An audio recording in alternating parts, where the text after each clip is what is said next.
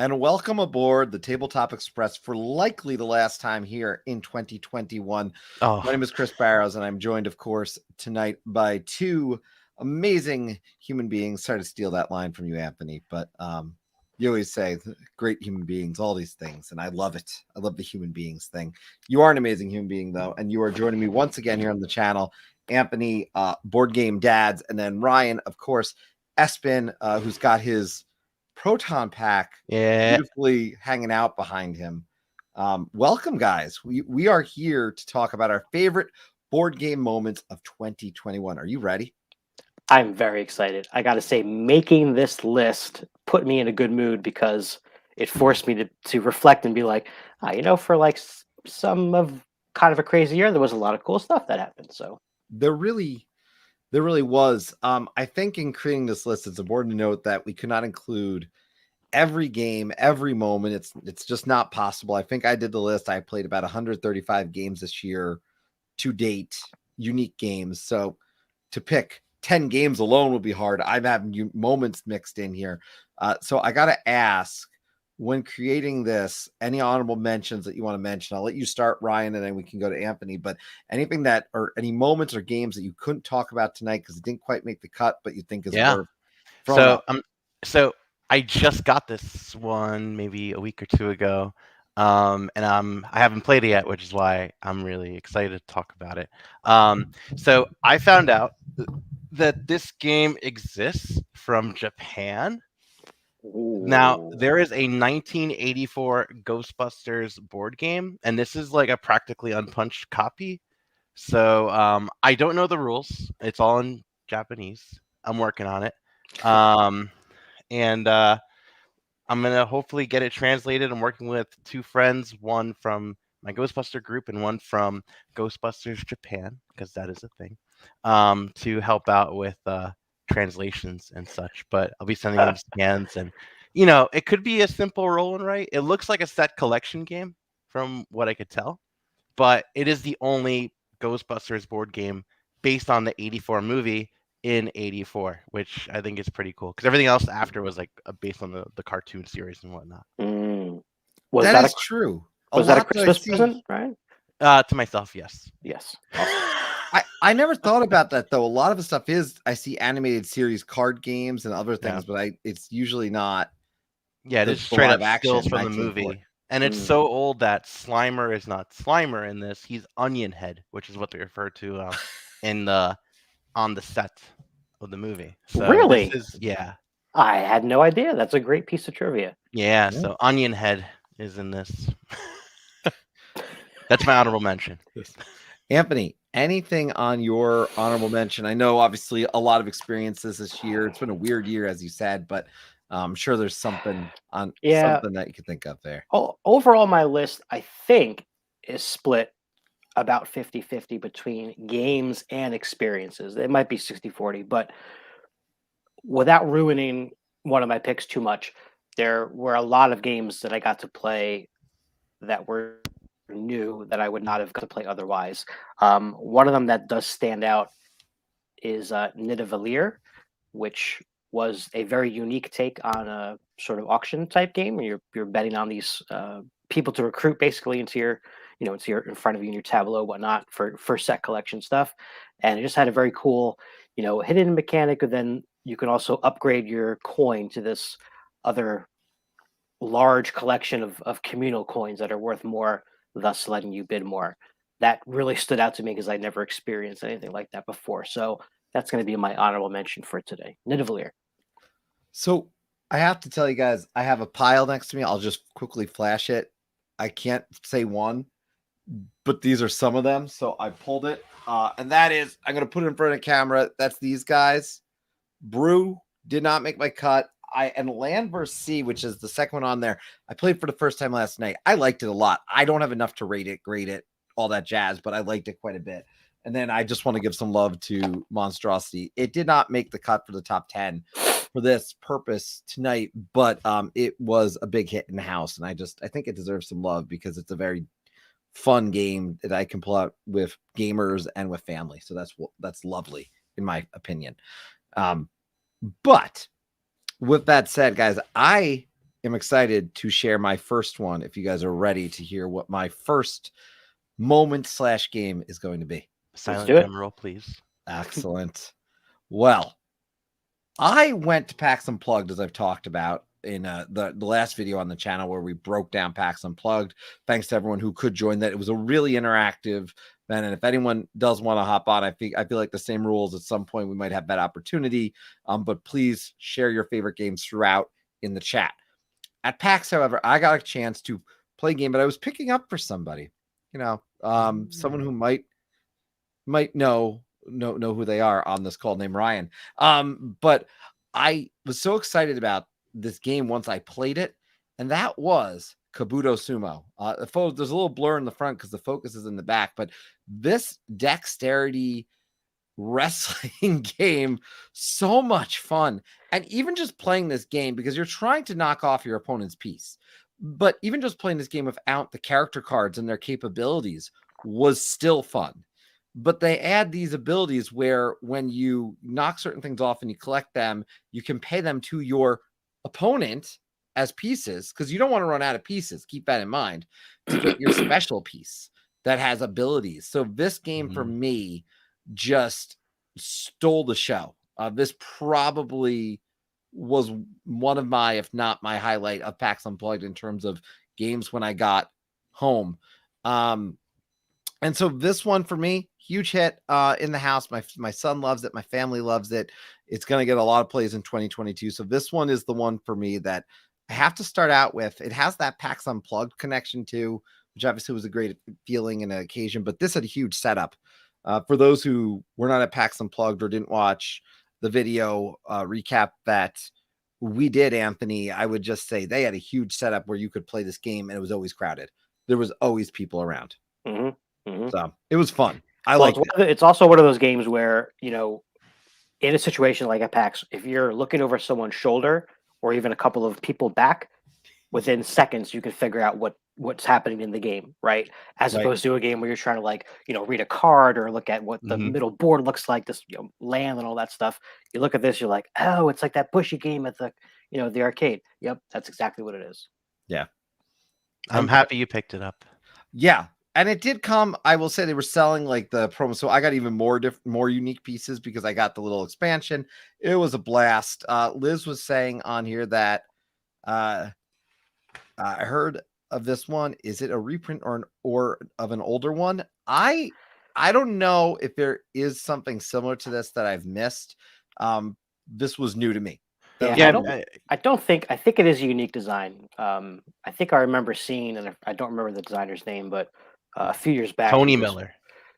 There you go. Yep. He was posting updates about the design process and his prototypes and things like that. And I don't think through that journey I heard anything about it being based on something, but I could be wrong. Yeah, the most similar thing it's to those coin pushers, right, at the arcade, like you were talking about. That's a good point. And those are addicting. Yeah, I'm happy you picked it up. I heard about it on So Very Wrong About Games podcasts, which is the best board game podcast. Until we make one. No, I'm kidding. We'll still not be at that level.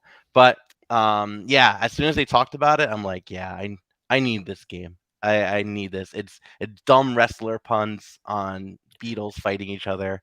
The character cards are great. Yeah, the character cards are really hilarious in this one. It's one I'm playing next year with you. Absolutely. Yes, mini games, tournament style. Yeah. On that, I go to Anthony to hear what your number 10. And again, just for everyone watching, we're going to have a mix of memories and games. This is really not just about gaming, but the experience of gaming and the moments that we have. So there's a combination here just to kind of level set that, because I obviously set a game, but mine is not a game. Although no, you know what? I'm cheating. My first pick is actually 10 games in one pick. Right. So that's because it is an experience, and that is the first ever 10x10 challenge that my wife and I went on this year. If you're not familiar with what this is, you choose 10 games to play 10 times throughout the year. So it's 100 games in total. This is current as of yesterday, actually. So any meeple that is not colored in there is a game that has not been played yet. It is going to be an extremely close down to the wire challenge, it being the 27th of December right now. But I will say that we thoroughly enjoyed this setup. It was cool to color in the victory meeples there, although our color choice could have been a little bit better, I think. As you can see, we have one co-op on there, which was Horrified, which we won. Looks like 70% of the time that we played it. So there's that. I want to note that I love that you do this. I know a lot of people do this, but I think the difference is I have it set where with my family where you do it now for the first time next year, we're doing it with the theme of family game, not family. We're doing the theme of family, obviously, but we're playing together, but we're doing themed. So for example, we're going to have a nature theme and we have an abstract theme. So we're doing 2 5x5s instead of a 10x10, and they're both different themes. But I love that idea again of getting people to play. I mean, this channel in its origin really was about getting people to play games, enjoy games, maybe didn't necessarily know about some of these games existing. So I think those kind of family 10x10s are fantastic. How are you going to make that run? Because Targi's on there. That's not a Targi is not a short game. Are you counting Board Game Arena? There are four. No, I don't have that. Ooh. Yeah, we've got 4 Targis left, I believe, and and 4 Seven Wonders duels. And hey, I don't know. We're gonna do it. We did back-to-back wingspans last night, actually. Yeah. So well, it can be done. I need to chime in because this is actually the very first year I also did my first 10x10. I hated it. It's not that I hated it. It's a lot of pressure for playing the same game 10 times. I am all for doing challenges every year. Last year I did one of 100 games that are new to me at least once, and it was great. I did that same challenge this year. I did 200 times 1 of unique games, and there's overlap because I'm not a crazy person. And I did the 10x10, and man, the 10x10 just slogged to a certain point. Did you just kind of like give up at some point? Well, no, I finished. I'm almost done. Did. I'm on my very last game right now online because I count online plays because again I'm not crazy. Sorry, Anthony. Of Alchemists, and I'm almost done with that. But let me tell you, it is some games you just go in and it's just like a slog. Like I was like, I'm gonna pick games I love, games I could do solo. Did a Robinson Crusoe. Man, that was a slog towards the end. That's 10 Robinson Crusoes. Yeah, that was tough. Yeah. Yeah. Sorry, so I have to put this up. Yeah. I do want to say hello to some people real quick, by the way. The Bearded Meeple is here. So hello to the Bearded Meeple. I see Ryan is here. My wife is here. So she's watching with my son, that means. Jonathan is here, as we already mentioned. Liz, which I'm doing 20x5, Jonathan. I am going to do 20x5 next year for sure. 20x5. That's just to know that the comment, can my tentative with 20x5. I that's nice. Yeah. That's kind of why I said that the 2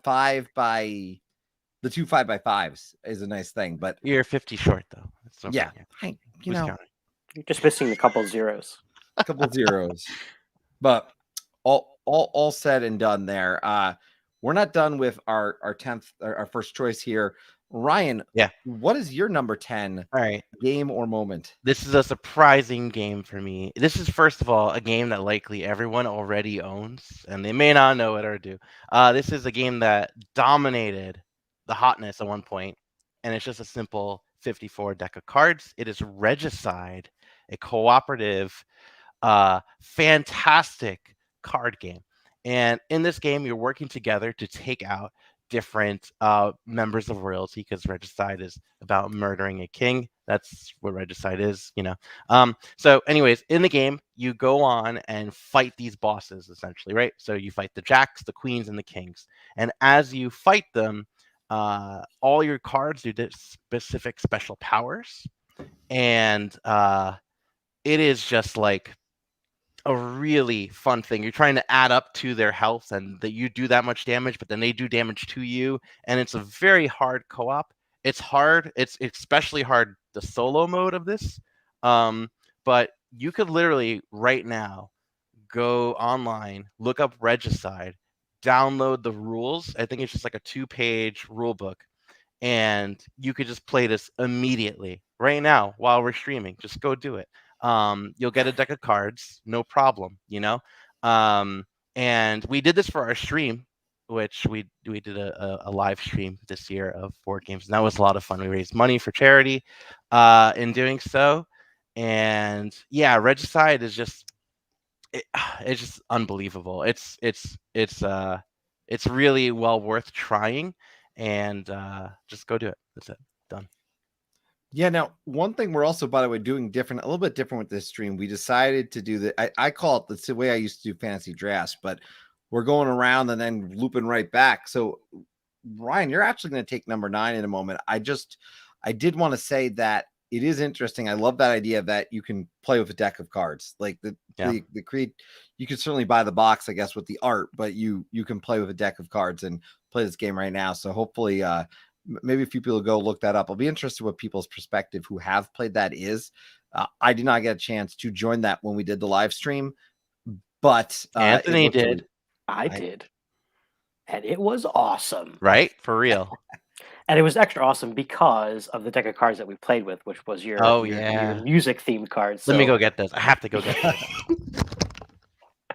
We were fighting against like Prince and right, like Janis Joplin or something. This was the most exciting part because I have this deck of cards which have different musicians on each one of them. So every card is just a different musician, you know? And it was kind of fun into guessing like who would be who. My personal favorite is the Jack of Hearts.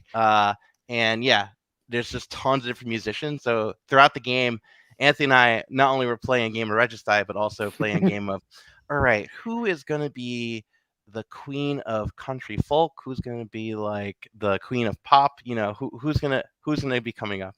Answer, I believe, was Dolly Parton and Beyonce. That sounds about right. I think those were. Yeah, so it was also exciting just doing that too. Yeah, there's probably, I mean, there's so many different themed deck of cards, right? You could probably have a similar experience in another genre. So it'd be really cool to see what else people come up with. I have a Marvel one. Shocker. Oh, yeah? This is the deck of cards you should get. Everyone should get. If you like music, this is a really good deck of cards. Well, that clearly will give people some ideas. But as for an idea here, I would love if you're in the chat, just a friendly reminder, feel free to share your favorite kind of games and moments throughout. We'll certainly highlight them. If anyone at any point wants to pop on it, we'll certainly have an opportunity for that too. If anyone's very interested in that and sharing one or two live with us. With that, Ryan, though, I believe you got another game at number 9. I do. And it involves someone in the chat. So I see Ryan Clements, Squirrel, is commenting. He told me, dude, you need to try this game. And I'm like, yeah, I know. I told you I really want to try this game. This is Rurik, Dawn of Kiev. So I'm very picky about area control games. If you guys remember, I did a whole rant about how all of them fail in comparison to El Grande. Rurik, Dawn of Kiev did fail to El Grande. But Rurik, Dawn of Kiev is still in my top 100 at the moment. It is such a fantastic area control game that combines not only area control, but a really interesting auction bidding mechanism. So you're bidding for turn order, but at the same time, you could outbid other players. And you can, but the thing is, the lower value meeples you place down for turn order is how you do that turn order throughout the game, and then the higher level meeples go up higher on the column list of how they actually activate. So yeah, and it's the screenshot from our stream. You can see Squirrel right there. There's Jonathan and my friend Josh right over there too. We were playing Rurik, Dawn of Kiev. I adore this game. I got it as part of a Secret Santa this year, and I adore it so much. It's over there in shrink wrap still. It's gonna find a place on my shelf over there and kick off some games for sure. I really think if you like area control, even if you don't, if you like bidding games, like if you like, like a good bidding game, this has a lot of teeth on it. This has a lot of teeth. There's a lot of player interaction in this one. This is not a friendly game at all, but at the same time, it's not like a cruel and unusual punishment kind of game either. It's not, you're not gonna be crying at the end of this for sure. If you do, that's like, it's like Tammany Hall. It's not Tammany Hall, because that was me in Tammany Hall. I cried. You did mention El Grande. We have one comment here also mentioning Ethnos, which I've heard plenty of this year, so it's a good mention there. I still need to play Ethnos. And then Study in Emerald is awesome. That's another one that I'm less familiar with, I'd say, than Ethnos comparatively. But so good comments. Keep them coming throughout, obviously. I agree. Study in Emerald is awesome. Thank you, Josh. I'm glad you enjoy Study in Emerald.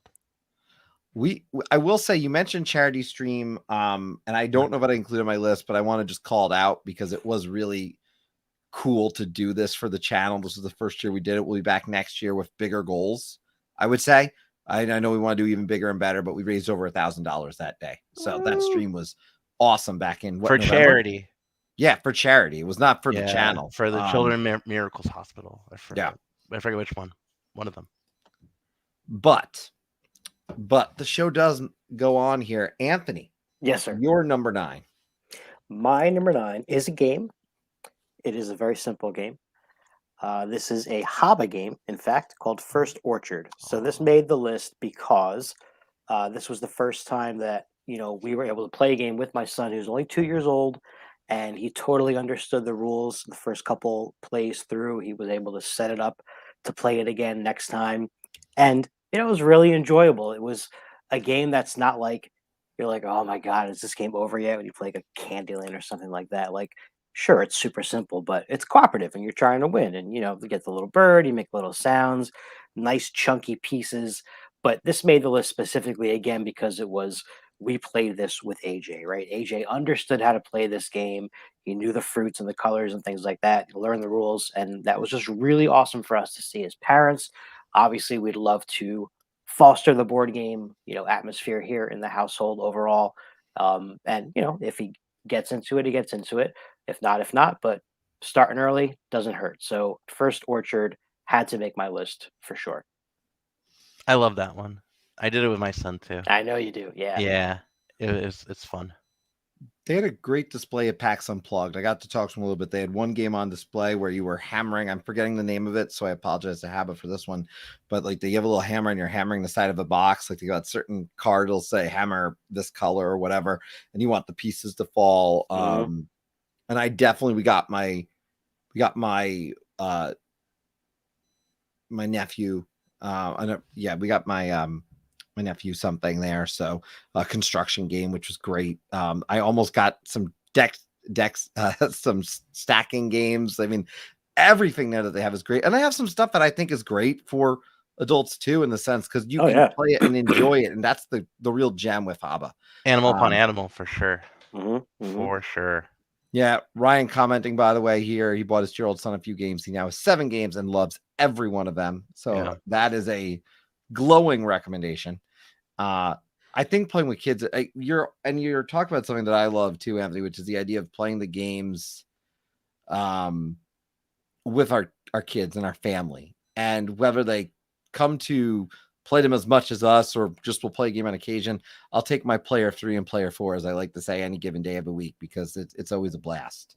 I was saying the other day, my daughter beat me in Jenga the other day, and I was just ridiculously proud because here's my 3-year-old who like just kept killing it every time she was pulling the right piece. So I was impressed. That's all I can say. It's interesting though that HABA comes up because PAX Unplugged, honestly, is my number 9. It was such a great occasion. I won't go too into this, only because for me, there was a whole episode about this. I'll drop a link in there that people can go check out. But for me, this was so cool. If you did not see that show that Anthony and I did, that photo to the right with Risa was a really cool moment. I knew Risa when we did theater. I was 16 at the time. She was 12. And here this was 20 years later. And we were hanging out at PAX Unplugged. So it's so cool. And so it was such a great event. I had a lot of fun at PAX. And I've gone before, but this felt different. This felt really different. And I don't know. It was just exciting. I got to meet a lot of the people who have been talking to on Twitter for the past year. So I think it was just a special year. So this is going to be a very memorable PAX for me. It's going to be hard to beat. Well, wait till next year. Yeah. Easily it'll beat it. Easily beat because you're going to go. Is that what you're Yeah, saying? You're not going to go? No, I'm just saying it'll be easily beaten by the next one. I feel like every PAX I go to gets beaten by the previous one. Yeah. Maybe, unless you're like violently ill or something. Yeah, probably. that's true. By the way, Jonathan, I want to make sure I speak to this a little bit because I recognize Make the Game for Kids. I think what I want to make sure to say is that it's like I think they're fun for adults still. Like I can still play these games. I don't get bored from them. I had fun with Rhino Hero Super Battle for sure. Yeah, and I would like to point out that there are some games that are for not for adults, but like Karuba, for example, is not just a kids game. That's just a Adventureland. Adventureland is a pretty, I don't know like Adventureland. Complex that game. Sounds familiar. Adventureland is a very underrated game. Yeah. Yeah, a lot of grid movement and stuff. It's pretty cool. This one always just played once upon a castle time my kids 7-6. Both kids killed me and I didn't let them win. Yeah, that's the way. That's what let them win. When they beat you, it's like it's such a great moment. It's like I don't know. There's something about Hanga. that. That's right, Squirrel. Hanga, another great game. There's a lot going on in Hanga. Yeah. If you are not participating, by the way, great chat going on. If there's games that you're excited that you played this year, in particular, if we went to PAX Unplugged, drop a game you played at PAX Unplugged. I'm gonna or anytime. But right now, I'm just thinking about PAX Unplugged. I guess it's on my mind. Sure. The next game I did not play on my PAX chest. Unplugged. Just so you know, there it is. I will say the next game definitely didn't play a PAX Unplugged, but I love this game. And I don't even know that this was originally on my list. I think I changed it about 2 hours ago. So that's Hadrian's Wall. Because I realized I was looking at a list. I have not put Hadrian's Wall. I played this game so much. It's a great game, obviously, to play with people. This is a game that is it's a flip and right with a lot of different ways that you can score your points. You're constantly building up against threats that are coming against the wall to get. There's so much happening in this game. I know I was talking to Brian Chandler the other day, and he was talking about how he loved a recent game, and he's almost ready for Hadrian's Wall. And I said, "Yes, Brian, embrace it. Come here and let's come play to the wall. This game. Come to the wall." But this game, I am a Shem fan. There's no question about it. But this one designed by Bobby Hill, the art, the illustration by Shem, Garfield Games. This one, I know this hit something for me. It plays great solo. It does have interactiveness to it in the sense there's certain actions that do impact if someone's to the right or left of you. But for the most part, I could sit there and say, let's go play this over Zoom. That was really important this past year. This is a heavier flip and right game, the heaviest flip and right game that I own, at least. I don't know if anyone has a heavier flip and right game out there, please let me know because I've not played it. There's Roman Roll. I heard that's heavy. I haven't tried it yet though. Yeah, Bearded Meeple, by the way, is saying I got to try this. Everyone's loving this game. I mean, I feel like this had a time when it was on the hotness chart, so to speak, where it kind of was out there, and then some other stuff came in like it does, but I highly recommend it. Again, it plays great over Zoom, so you can try it out even hypothetically if you had like if there's print and play cards or something like that you can make the deck of cards that you would need. Other than that, it's pretty straightforward in that way. We do have a comment, by the way, Ryan, from Danielle. Rome and Roll was heavy, not for me, but Hadrian's Wall is so good. It is. Hadrian's Wall is great. Yeah, I have Roman Roll. I haven't tried it yet. I've been hearing mixed things about it too. But Hadrian's Wall, I absolutely want to check out for sure. It is definitely worth it. I will say, it's not for everyone, but no game is, so that's fine. What is for sure is, Anthony, you're next. And hey, you got a good one. Yeah, so this is a new to me game. Definitely not a 2021, published game, but it was my first. I knew of this game, I just didn't play it yet. And man, I played it once, and I was like, "Yep, this is going into the collection." And that is Sagrada. Ooh, that is a U game. Yeah, Yeah. this was a lot of fun, man. Just the way that you are trying to puzzle together how to place the dice in your particular stained glass area. Everyone has a different, initial setup that they're going for, which determines the restrictions on what dice can be placed where. Then there's also some tools you can spend money on to kind of like break the rules a little bit, and then a couple different scoring conditions as well. And it's a beautiful looking game. I mean, it's a stained glass theme, and the dice are those nice, like translucent, so they're a little bit shiny. And we actually, the first time we played this game, played it over Zoom, which was doable, slightly tedious, but not really that bad, right? One party is going to do the rolling, the other party is going to set up all the dice according to what they rolled. So there's a little bit of upkeep there, but man, has this gotten played a lot since we got it. Loving it. Want to get a couple of expansions as well. Sagrada, great one. My wife commenting there, she bought this for me for Christmas. So I am also in that weird club, I guess, that we might be in, having not played this yet until now, more recently. And I'm looking forward to it. So I'm excited to try this one out. It looks It's like a great. lot of fun. It is great. I used to own it. I gave it actually to a family member because they loved it as well. So I'm like, you know what? Here it is. This is your copy of Yeah. Sagrada now. Nice. And Sagrada is. I was between, because the thing was too. I was between, do I hold on to Sagrada or do I hold on to Azul? They have very similar vibes to them. And this is before the stained glass Azul too. This was Mhm. I was just debating. I stuck with just plain Azul. Um, but Sagrada is a really, really fun one. I do miss playing that one. Prefer it over like Role Player. Like that's kind of a similar vibe too with how Right. you're Yep. laying down the dice. I do like what they've done with Sagrada. I do want to try the expansions out.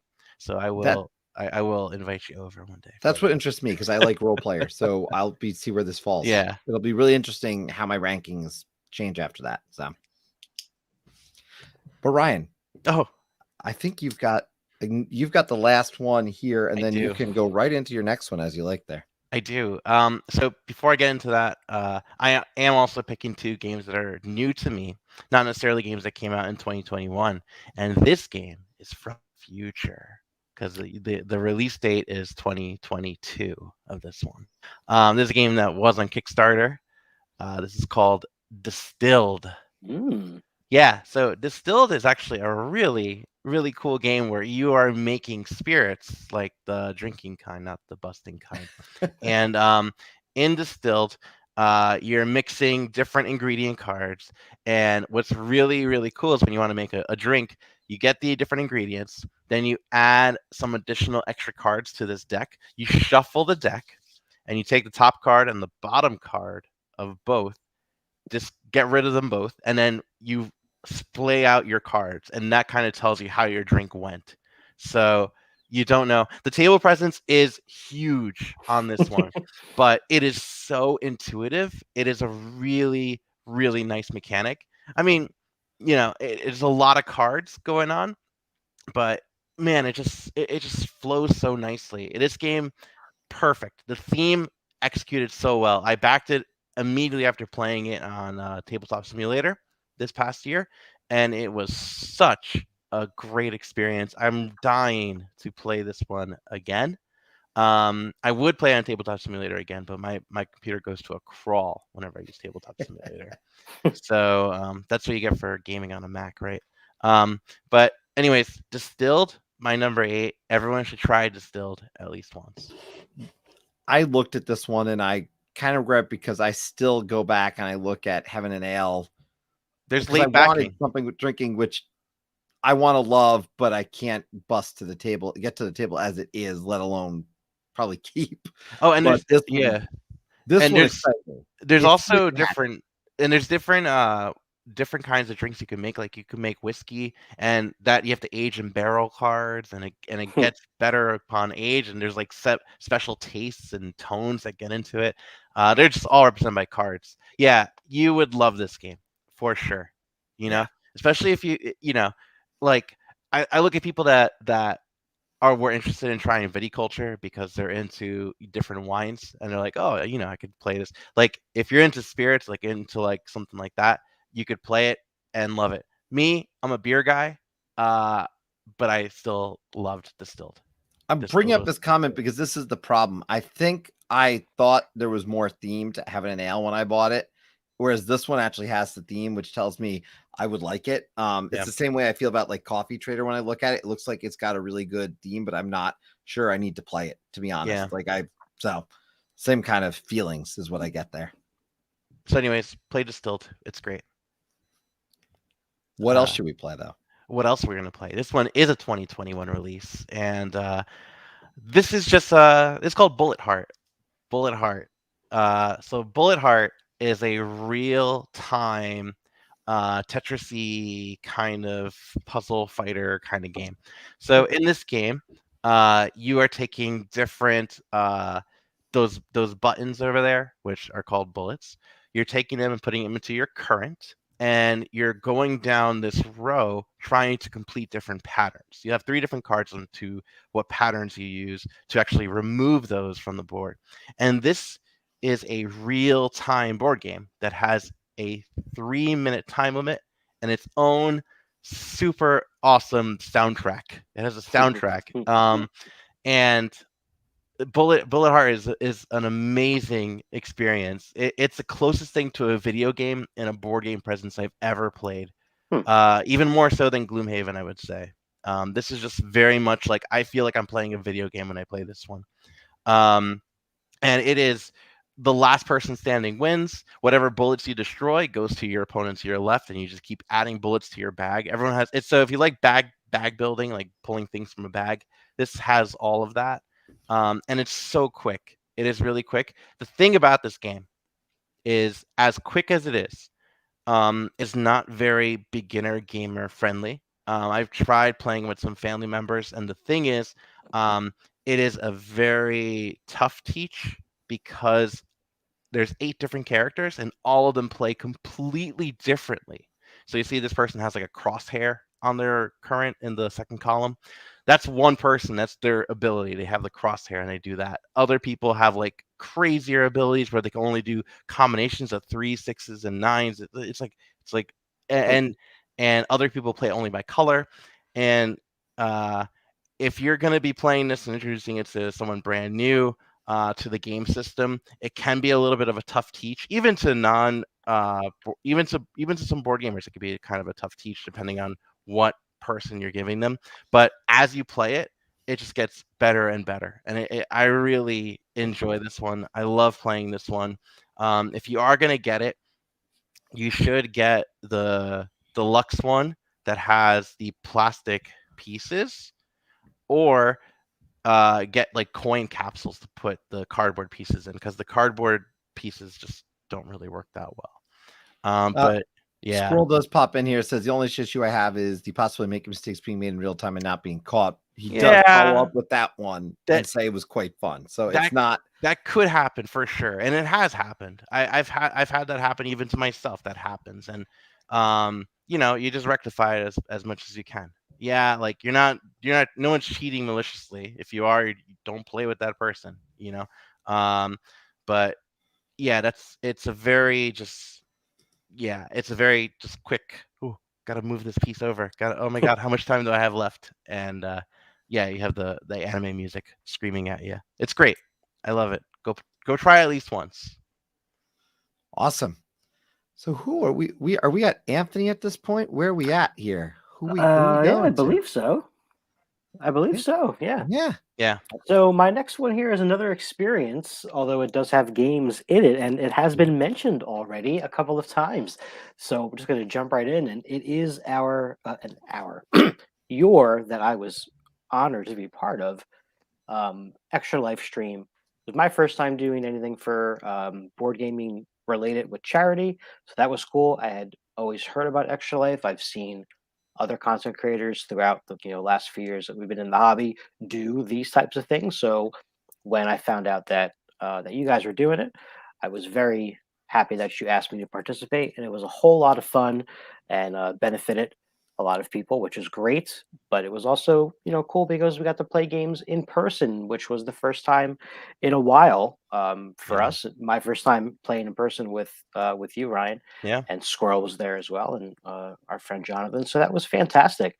It was cool to kind of pop in and out and play some different games and just see a whole setup of what something looks like behind the scenes. And it's just always generally cool to see someone else's game set up in their house, and admiring. You had so much cool Ghostbusters stuff to look at in that room. I was just like wandering around every time I had a moment. I found something new to look at and appreciate. So that was a lot of fun. And again, Regicide was really really cool. I'm very glad we got to play that. And yeah, I enjoyed everything about it. Definitely will do it again next time.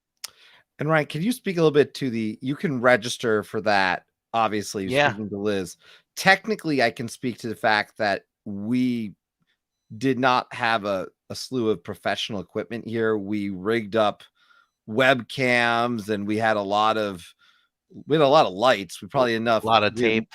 Yeah, a lot of tape.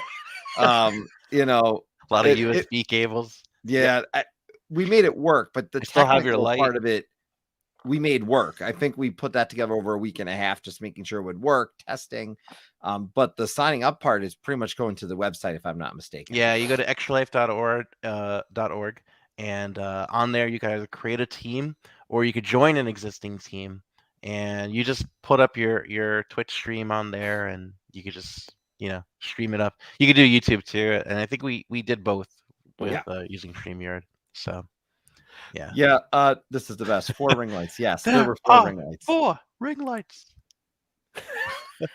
Joshua pointing out that he brought the snacks. Important to note. It was fun. And I want to note, by the way, because Floriferous, I had just got that copy in the mail from Pencil First Games. Mm-hmm. So I had learned the rules and I got to teach it, which was so much fun. And I actually went back and I got it. I'm pretty sure I got it right. But it was just a really good, fun play. And I was very appreciative of Pencil First who had sent them. And I know they were excited that we got to play it. And then I had fun watching when I couldn't be there because I couldn't be there the whole time. But that was the neat part. I was still learning the game. So I was glad you all played Shifting Stones with me because I like that game so much. It's not on this list, but it's a great game. The real hero that day, shout out to my mother-in-law for watching my 3-year-old son, who would be bombarding through the entire stream if he was there. So he was. He showed up at the end. He did. He saw Willy Wonka. He saw Willy Wonka. That's right. We did play. And then Josh handled him while we played your favorite game of the year, Cleopatra and the Society of Architects. Not my favorite game of the year, Cleopatra and the whatever the heck it was. I will never get the name right. It is worse than Caverna, in my opinion, and I don't like Caverna. I know Caverna is a very good game, everybody. I just don't like it. But this game was bad. We're not going to talk about it. I don't like to be negative. Sorry. I want to be really positive. Can I talk about penguins? Yeah, I guess. Let me talk about penguins. And I know this game because of Ryan. I played it because of you, and then I bought it for myself. I know they're making a mini version, but that is You're a Penguin. I discovered this game this year. It came out in 2019, and the experience of this game. This is not the greatest game ever designed. Okay, it is a great combination though of games that people. Josh, I'm not dead. Trust me. About Cleopatra. Don't make me dead to you about not liking Caverna. But anyways, this game so fun. The idea of it's got this whole stacking like Jenga, Uno like thing with the cards, but it doesn't feel like either of those games. Like I could say there's components of it. It's just a great time. The experience of this game is fantastic. It's fun with adults. It's fun with kids. I loved it every time I played it. This would make for a great game day with what I think what I started early with, which was Kabuto Sumo. Like a game of Kabuto Sumo and you're a penguin. Like it'll make for a great day. And The penguins, yeah, they came with the special Kickstarter edition. Some of the ones were specific from that, but it's such a cute little game. But it is, I could tell you, and my son has beat me in this game more than I've beaten him. Those little pieces that you're putting them on are slippery because you have to keep in mind you're playing a tile down that will say you're going to now put a penguin down, or you're going to put this down. So you're forcing your opponent to make a move, but you're still doing that Uno type matching thing with that whole, again, Jenga stacking component happening. And it's a combination I would have never thought of. So it's neat to see it, and it works really well. I don't know if there's pre-orders still going, but there was like a minier version of this. I think it's still. I think there's still late backing for it. Yeah, worthwhile if you have super not tiny epic. You're a penguin. Yeah, I don't know why they would go tiny. Why wouldn't it go large? I would go large for sure. Can you guess that I backed it so I can also have a small version of it? Yeah, I want the large one. Give me the big clunky penguins. That's Oh, what I want. big clunky.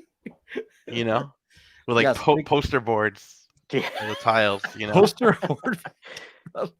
We can make it and then, try to pitch it back. I'll bring a ladder. We're good. Yeah, this was fun though. And I have to comment back to Josh because apparently I'm dead to him because of my Caverna comment. But it's Cleopatra and the side. Oh, it's Cleopatra. Oh, he's a big fan of that. I don't apologize for that at all. Yeah. Your crocodile food, no worries. Yeah, no, Cleopatra. Sorry, I did not love that. But what I do love is Cartographer Heroes. And I want to combine this in a sense because I got to volunteer with Thunderwork Games and actually teach Cartographer Heroes. The combination of his experience was phenomenal for me. I really love this game. I thought what Heroes added with these monsters that come out and are more challenging than just the little goblins in the initial base game, plus heroes that can make them easier to fight. I thought they were a great addition. The new maps were nice too, but the Heroes edition was just critical to me.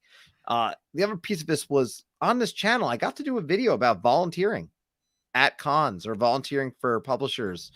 And this was my chance to do it. I wanted to put, 2 feet down because I at a booth because I said, this is a great thing and people should do it. And I did it. And I'll do it again. I'll do it again for whether it be this booth or another booth. I'll definitely do this again, but it was a lot of fun. So I want to give a shout out. In particular, Tim was on the other day, popped into the stream. It was a great time. And I appreciate Tim giving me that opportunity. But Cartographer Heroes, if you have not played Cartographers, I'll definitely have a video coming about this, about is this game for you? And we'll talk more to it. But I love this one a lot. So easy to teach. I've got the playmat. I've got everything for it now. I learned today that you can actually take the base game of Cartographers, take the boxes separately and put them into the collector's edition box because someone figured this out and they go underneath the board. So my mind was blown by this one. Brian chiming in, saying hi to Brian. Glad to see you. And apparently Cartographers is new to Brian and now Heroes is on the way. You will love it, in my opinion. It's a great game, but I don't know if either of you have actually played Cartographers or the newer version to this point. I've played it. I've played Cartographers many times. It was on my 10x10. Haven't played the Heroes one yet, though. Yeah, I recommend it. You can borrow mine. There, I got enough. Yeah, it's a fun game. So I like that quite a bit. But that experience of volunteering, I think, was huge. I think you've got some good experiences to speak to and some good games to talk to as well, Anthony. Yeah, so we're around 6s, right? Number 6? Yeah, number 6. We're at 6. All right, so number 6 is a combination game and experience. The experience part makes it more on the list than the game because the game is, it's a trivia game. It's very under the radar, so much so that even the designer artists are not available on BGG. So there's that. This is the Christmas trivia game, a perfect ho-ho holiday gift. And I have to put, so this is Eric. This is my friend Eric, who is on 99% of the videos with me over on my channel. He told me to use this picture whenever I didn't have another picture of him to use. So there it is. Nice. But the reason this is on the list is, Eric and I do a lot of videos about board games for different holidays. Christmas is obviously the granddaddy of them all. We both love Christmas so much. Well, we're so excited to have families now, with children that we can celebrate Christmas with. And Eric and I have always hung out on Christmas after family stuff was over. We would hang out real late night, play hours and hours and hours of Scrabble or cribbage, mostly Scrabble. This is before we knew anything about modern board gaming, but the tradition has continued. And so this year, remotely, albeit, we were able to play this game with me and my wife and Eric and his wife over Zoom for several hours. I think we went through all the cards in the game, and we just had a great time celebrating Christmas in our own unique way together. Definitely was an experience that I'm glad we got in this year. And the remote thing is responsible for a lot of other great memories this year too. So Yeah. remote gaming, don't knock Still it. is. Still is. With this Still video. alive and well. Yeah.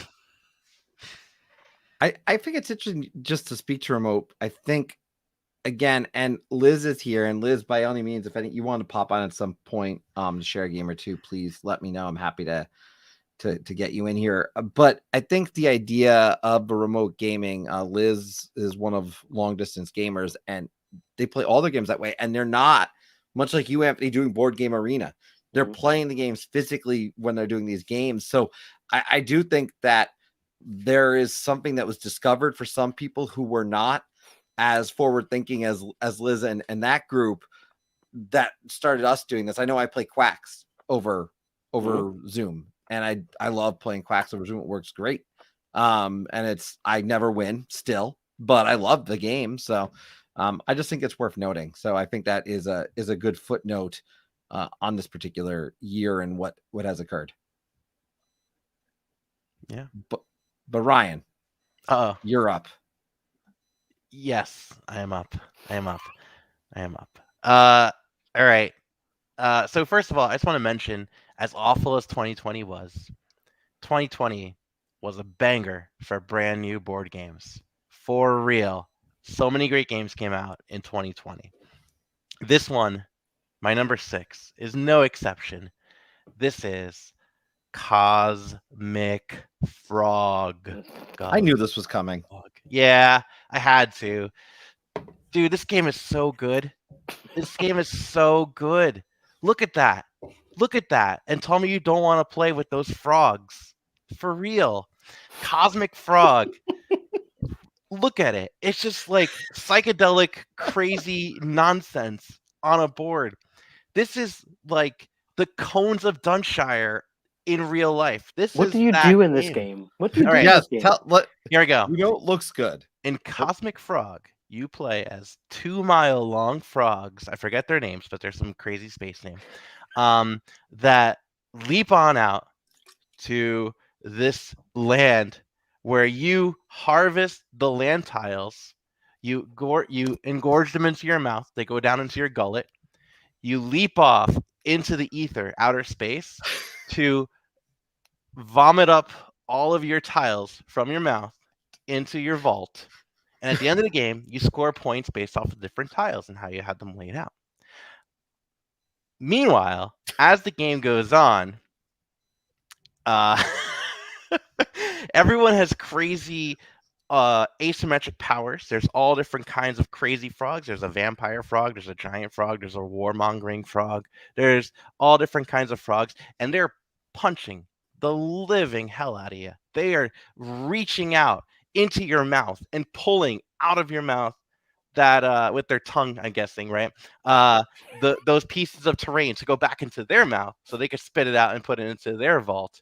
And meanwhile, you're just punching the crap out of each other. This is like a Royal Rumble in board game form. And meanwhile, as the game goes on, meteors come out and just start destroying part of the world. And the game ends when enough of the world has been destroyed. It is wacky. It is dumb. It is the smartest dumb game I've ever played in my entire life. I love this game. I am never going to get rid of this game. This game always has a special spot in my collection. It's got weird terms like oomph and stuff, and it's like those are actual terms, like the leaping and all this stuff, and it works just like how a frog would work. You leap forward X number of hexes because, and the further you jump is based on how full you are. If you're not as full, you can jump as far, but if you are full, you can't really jump as far because you got pieces of land in your gullet. Yeah. So yeah, you've should. had me intrigued with this game for a while. I didn't need that adore. explanation, but that's enough to make me say, "All right, I have to try it." I'm teaching it on the channel next month. Yes. I don't know when, but definitely I am. Yeah. And it is such a blast, this game. I have so much fun playing it. Every play I play of it is better than the last, for real. And I feel like that's that, because my first play was like, what the heck just happened? And as the game goes on, more and more, you just accept the dumbness, and you're like, I'm in nirvana. Like, what more do you want in a board game? Like, I am there. This is where I'm meant to be as a frog. It's just so great. I adore Cosmic Frog, and I need to just bring more people into the Cosmic Frog fold because it's so great. Well, I do want to bring this up really quick. Ryan, who I end up finally getting to play with, his initial appearance on this channel was through the chat. Thanks to you bringing him into the loop, and he's going to be joining us, it sounds like, for the next bunch of these in the comments here. I mean, at number 6, Board Game Olympics in New York City with friends I haven't met in person. Hip, hip, hippas. Yeah, that was their team name. Yeah. They and killed they it did too. really well, right? Yeah. In that, I think they came in first overall. No, I think number of gold, I think they had the most. Yeah. Speaking to Cosmic Frogs as well, this sounds like the dumbest, most fun game. It is for real. If you want like a dumb slugfest of a game with really stupid rules, but in a good way, stupid. Like, this is like a good stupid, like this is like a fun, I need to kick back and like enjoy this ride that I'm on and be this frog. You're gonna have a great time. Ride. Yeah, if you're not about that, then I don't know what to tell you. Play some Euro, because this is the theme dripping everywhere, and you just want to lick it up.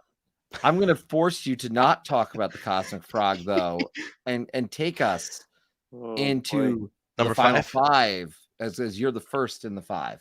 Okay. Yeah.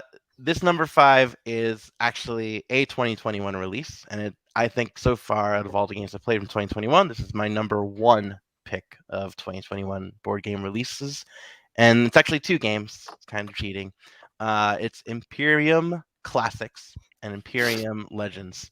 So this game is a deck builder that is a civilization deck building game where you are controlling a different faction, either historical or fictional. Usually, most of them are historical, but they have like the Atlanteans and stuff.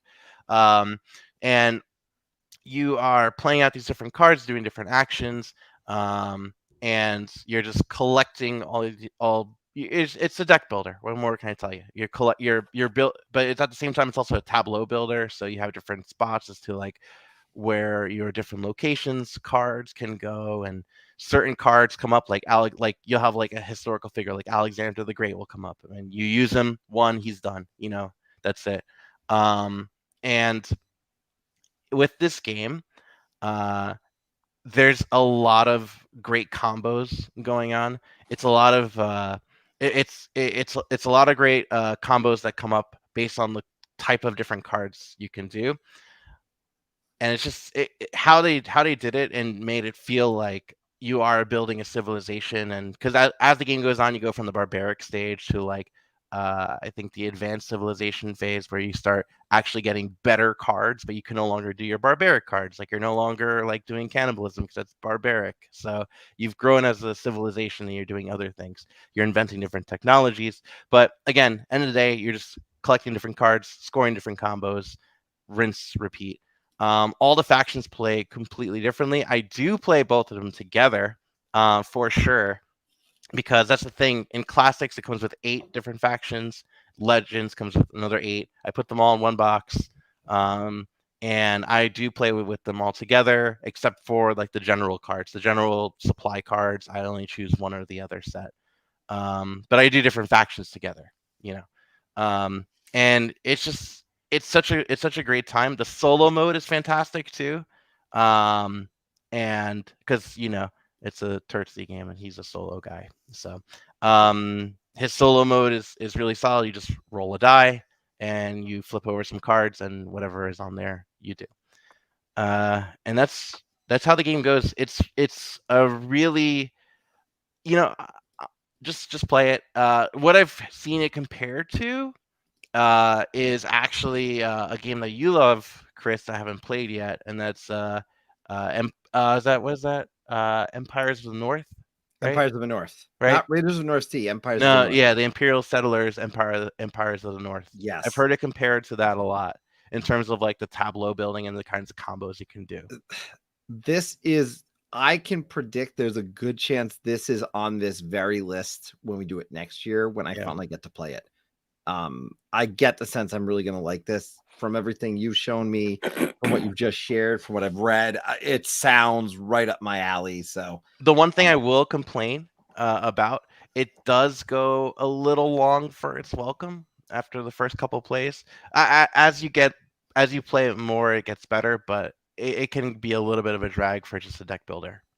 Got it. But it's still great. It's still great. So don't let your first play ruin it. Wait till the second play. Like Cosmic Frog. I was gonna say, unless it has hexagon-shaped Yeah, frog I'm vomit, so not sorry. really There's no way I'm topping theme for the rest of this list. Just so you know. It's all boring. Can you top it, Anthony? I don't know if you can. Well, I do have a pretty thematic game, and this is my my only pick so far that is a 2021 game. So there's that. This is Horrified, the new version, American Monsters. I love the regular Horrified game. Got played a lot. Was also on the 10 by 10 challenge that we did this year. Also does work remotely over Zoom if both parties own the game. So there's that. Super excited to get this one to the table. And man, it did not disappoint. I love everything about this version. I love the artwork. I love the graphic design. I love the monsters. It's great. The monsters all play differently as in the first one, but there's no like repeats. They didn't just reskin a monster as another one and change a couple graphics. They all like have different win conditions still, and I really appreciate that. The artwork is different than the first one, but just as great. I love the scene here with the local town, suburb, small town kind of stuff. And this has all cool like American legendary cryptozoological monsters. And as a Jersey born and raised, you get the Jersey Devil in there, which I think, not biased because of the Jersey thing, but might be my favorite monster in that game because it does the most different thing with the game. The way that you defeat the Jersey Devil really changes the setup a little bit more so than any of the other monsters.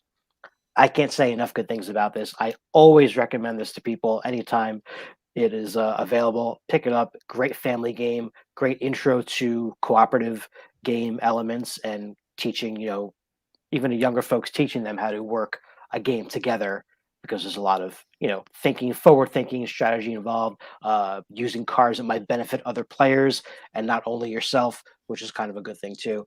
So yeah, cannot say enough good things about American Monsters. I hope there's either a small expansion for this, and Eric and I, well, Eric more really predicted that if you look on the back of the board of this one, there's a couple of scenes or monsters that are not in the game, specifically Area 51. So I think ripe for a couple of mini expansions for this one. And if not, if they do another like reskin with a different overall theme, keeping the core mechanics the same, which is what they did, I'm on board for that too. I love this system. Can I tell you what I want? I want them. This isn't going to happen. The show's over, but I would love for them to work with the CW and make the supernatural version of this game. So where the Winchesters can go down, and there's so many monsters. Do a fan made one. You can do it. You can do it. I'm just saying, CW supernatural version of Horrified. You do so much monster. I don't know. I'd love to see it. I forget which channel it was, but somebody had a fan made version of Horrified that had current, more modern movie monsters like Terrified, Jason. Yes, Terrified. Yeah. I don't remember what the channel was, but that was really cool. I don't remember the channel either, but I remember seeing that. do you because I'm a fan of the Universal monsters. In terms of theme, do you feel like, I mean, because I actually really enjoyed a lot of the theme and the window dressing of it all. I mean, this looks like it's doing the same, where it's like dripping with theme. Oh yeah, for And sure. Like, there's still the monsters are thematic in the way that you have to defeat them. The way they did in the first game yeah, is pretty good. Like the Ozark Howler, you're like tracking through this map system, and the Jersey Devil. you have Bruce Springsteen come out and play music for him, right? Calm him down. That's a If it's not, then it's complete BS what you're describing right now. That could be a fan made expansion too. But I will not be purchasing the Bruce Springsteen expansion. I'll The tell you boss that. is Bruce, here. the boss edition. Not a Wow. boss fan. Yeah, sorry. I know Oh, that's going to man. offend a lot of people. That's all right. Okay. Well, I will say this. I don't think I will offend anyone. But if I do, I will potentially go back in time and fix it with this next game. I picked, by the way, what I'm wearing, which is the Big Avengers A time travel, because one of my games has a time travel component in terms of how the game plays. And yes, Ryan, I will definitely want you to share yours. I'm going to kick off first and foremost with my 5. And my 5 is going to be not you, Ryan, the other Ryan in the chat. Yeah, I know. The squirrel. Squirrel. I'm excited to talk about this. And this is by Pandasaurus Games. This is skyrocketed for me. I've played this a few times now. The Time That You Killed Me. Now, I will not go super spoilerly here. I have some things in here and that would be from the first box. So therefore, you're going to get into these right away. I'm not going to go beyond the first box. There's 4 boxes.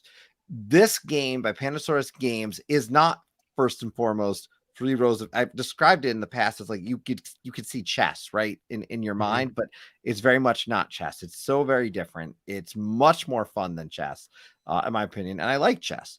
But in this game, that middle board is the present. The board to the left is the past. The board to the right is the future. One of you starts in the future. One of you starts in the past. And the story in this game, as you're playing this, and there is story, is that you invented time travel. But who is you? Because unfortunately, only one person in history has credit for time travel, and the other person was murdered. So you want to be the one to murder the other person.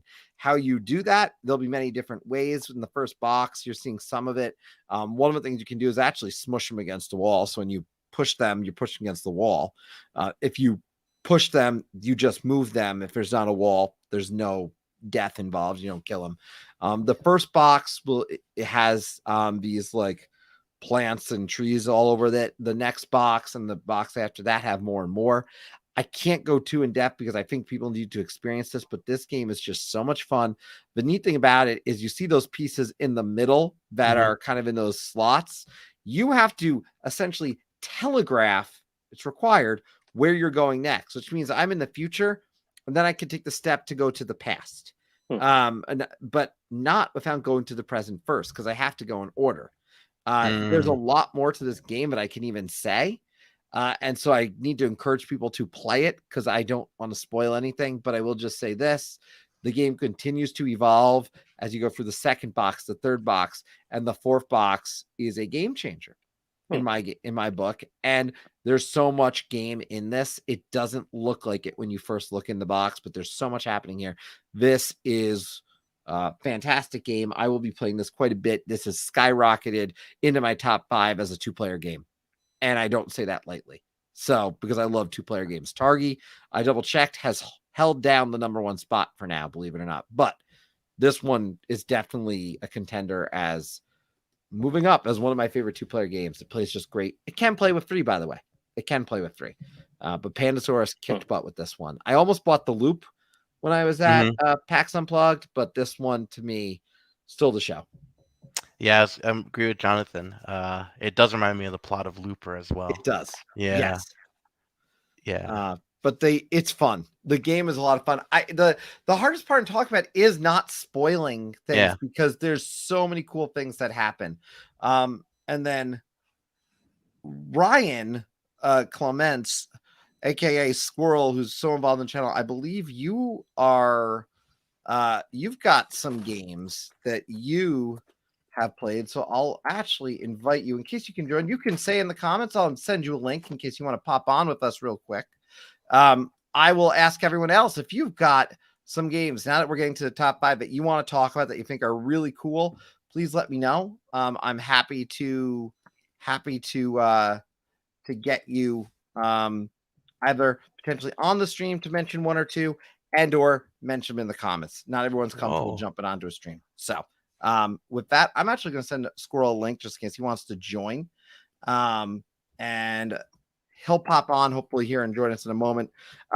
So far as we're through our 5, anything jump out to you that you didn't expect to see on this list today, Ryan or Anthony, or something that's just like in the chat that has grabbed your attention? Anything exciting? Unsettled is being mentioned now. I believe Clements is joining us here. So I will say, Mr. Coaster popping in, by the way, to try to time kill me, but enjoy chessing more. The changing elements of each scenario sound interesting. Yeah, that's, I think the big thing is there's changing elements that make it different. And meanwhile, we got a squirrel in the house. It's a squirrel. You're coming in choppy. Yeah, you're coming in like you got like this. I think I got a broken matrix thing happening. He's squirrely. It is squirrely. Hey everyone, how are you doing? Hey, I know I gotta fix that on the way. that's okay. That's all right. You got a number 5 I disconnect take it and it reconnect that you want to let us know about. Thank you very much for letting me join in. It's actually really fun. I came to join in for the top 5. I know you guys were talking about it, and I'll just go ahead and start with my number 5 then.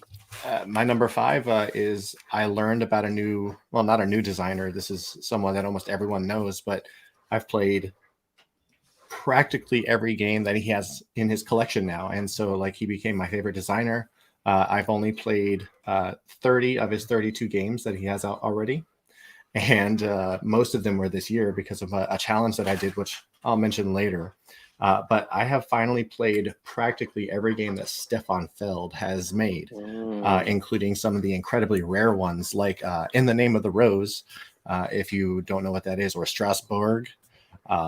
I just happened to get a game called It Happens, which is somewhat of a kid's game that he made for 8+ years old.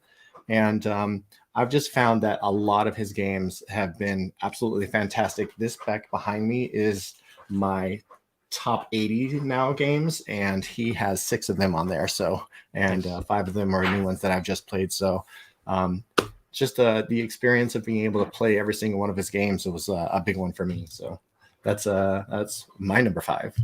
That is really cool. It's actually really funny that you popped on. Outside of jumping between space and time in front of us. Yeah, I'm gonna fix that. I had to. I had to make a time travel do, but I gotta mention because Ryan's here. Something that's really cool is I want to talk about my number 4, and my number 4 I played because of him. He introduced this game to me, and this was Yokohama. And this was also something for me that was huge, was discovering these new insta hits of sorts via Board Game Arena. And I'm saying specifically Board Game Arena because that's where most of them were really occurring. Yokohama, I hate to say this, it may have killed Istanbul. Told you. Which is really sad, but I think Istanbul is like going to get limited plays because this is Yokohama is Istanbul on like speed, I guess. Istanbul done right. Yeah, it's so good. This game, you have a lot of options. If you played Istanbul, you're able to move around this board, and you're trying to obviously accomplish certain tasks, collecting resources, spending them. But what's neat about this one that I think stands out is the fact that you're moving through, and you can get blocked by other people, and you have to move around. And but when Squirrel introduced this game to me, I was blown away. I ended up buying it. I've got the deluxe copy now. that I bought when the sale was happening and they were selling off everything. And I'm so glad I own a copy of this because I don't know, how hard it's going to be to get one of these. Maybe something happens in the future, but you know what? I am thrilled to own a copy of this game, Yokohama. And again, the other part for me here was learning these games for Board Game Arena, but truly learning them. Really good integrations that exist on Board Game Arena. And to me, that was an experience that I think I saw just across the board this year. It drove a lot of purchases and good purchases. I think that my family will come to love and like. Yeah, when the news came out that Tasty Minstrel was going down, the next day I went to the game shop. I bought their only copy of Yokohama. I'm like, if I can't get Yokohama anytime soon, I might as well get it now. Yep. And there's your copy right there. And Yokohama is a great game. I do rag a lot on Istanbul, and like I did mention, Yokohama just does that whole movement between different action spaces and that limited movement based on the number of people you can actually use. It does it so well, and it's a game that I absolutely adore playing because it's part of the fun is trying to figure out based on the locations that come out, where are you going to be setting up your combos essentially for delivering different goods and stuff. And man, it's a great game. I love that one. Definitely. Before we get into Anthony, yours, I do want to share a few. I'm going to say, Bearded Meeple, thank you. You shared your top 3 of your. I'm going to wait till we get to the top 3 and go back to them. I am going to go to Mrs. Coaster, who's hanging out with us. Always love to see the Coasters. Mr. and Mrs. Coaster are fantastic. Four Gardens is really neat mechanisms. We got Danielle saying Puzzle Dragon was a 1-1 for the Puzzle Dungeon this year. My top played game of 2021. So that was your number 1 of a sorts. And then Jonathan chiming in with a surprise for him, Moonrakers, social negotiation game there. So some good games. Before we go over to you, Anthony, with your number 4 moment/game. Yeah, so this one definitely has been mentioned before on the stream, and as Chris did mention, we did a whole video about that, and that is PAX Unplugged. It was very exciting to get back to an in-person convention. I think PAX did a fantastic job as usual. Everybody had a great time. So this is me with our friends Steve and Mariella. Chris, you were not available for this picture, so we got your stand-in to just kind of stand there in the background. And I was on the phone with my wife, so she's present there in spirit as well. So I'm not going to belabor it too much, but PAX was fantastic. Lots of great games going on there. And it was just, the feeling that you're in this giant building with tons of people that are all there for the same reason as you, to walk in and with this shared hobby atmosphere was really just very relaxing. So there you go. Yeah, PAX is probably a lot of people's highlight of the year. Probably a lot of people only went to that convention that maybe usually go to multiple conventions. It's the only one I've been to be honest, but I've been 2 or 3 times and I don't see stopping anytime soon. So love PAX Unplugged. Look forward to it every year. Yeah. Love it. I agree. I mean, we could talk about PAX Unplugged all day, but there's a video for that. Again, friendly reminder, I'll put that in the show notes. That was a great, we had a great time in that video. A lot of people came on by. Nerd Shelves, My Family Plays Games, popped in there. I know I believe that we had the Coasters there. We even had Mr. Coaster pop on video for that one, which was more time that I got to talk to him than I did at PAX Unplugged, ironically. So, great time. Go check out that video. In the meantime, I will hand it over to Mr. Espin for his number 4. I can't believe it's a 3-way tie already at this number 4. I am also going to be talking about PAX. This is PAX Premier 2nd edition.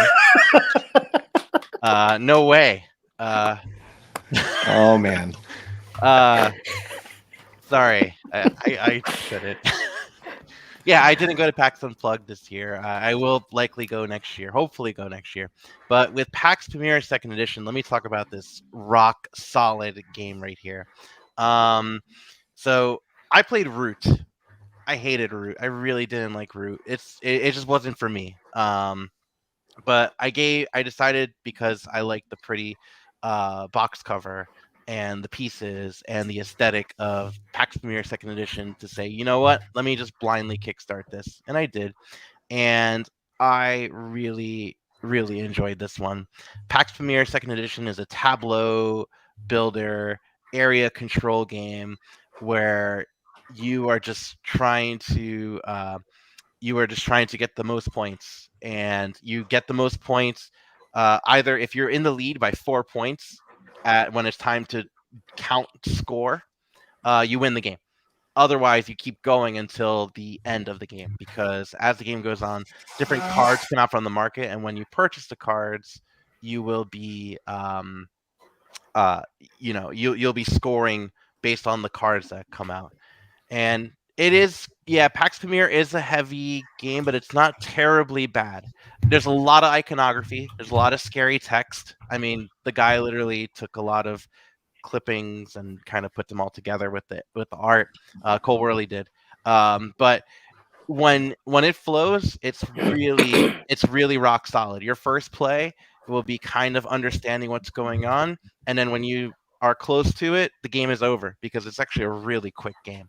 I played this with Squirrel, and that was his first play of it, where it was very much like, oh, it's over already.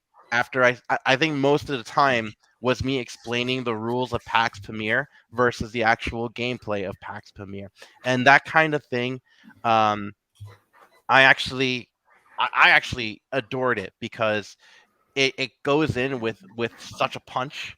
It's just like boom, that's it, game over, and we could try playing it again, and it's a game that has a lot of replay value because there's a huge deck of cards, and you're only, I believe, using like almost like half of them. So you really don't know what's going to come up, but you have to anticipate that everything is going to come up.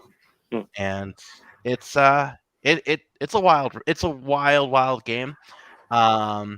The Pax series is a whole series of games that I have not gone into.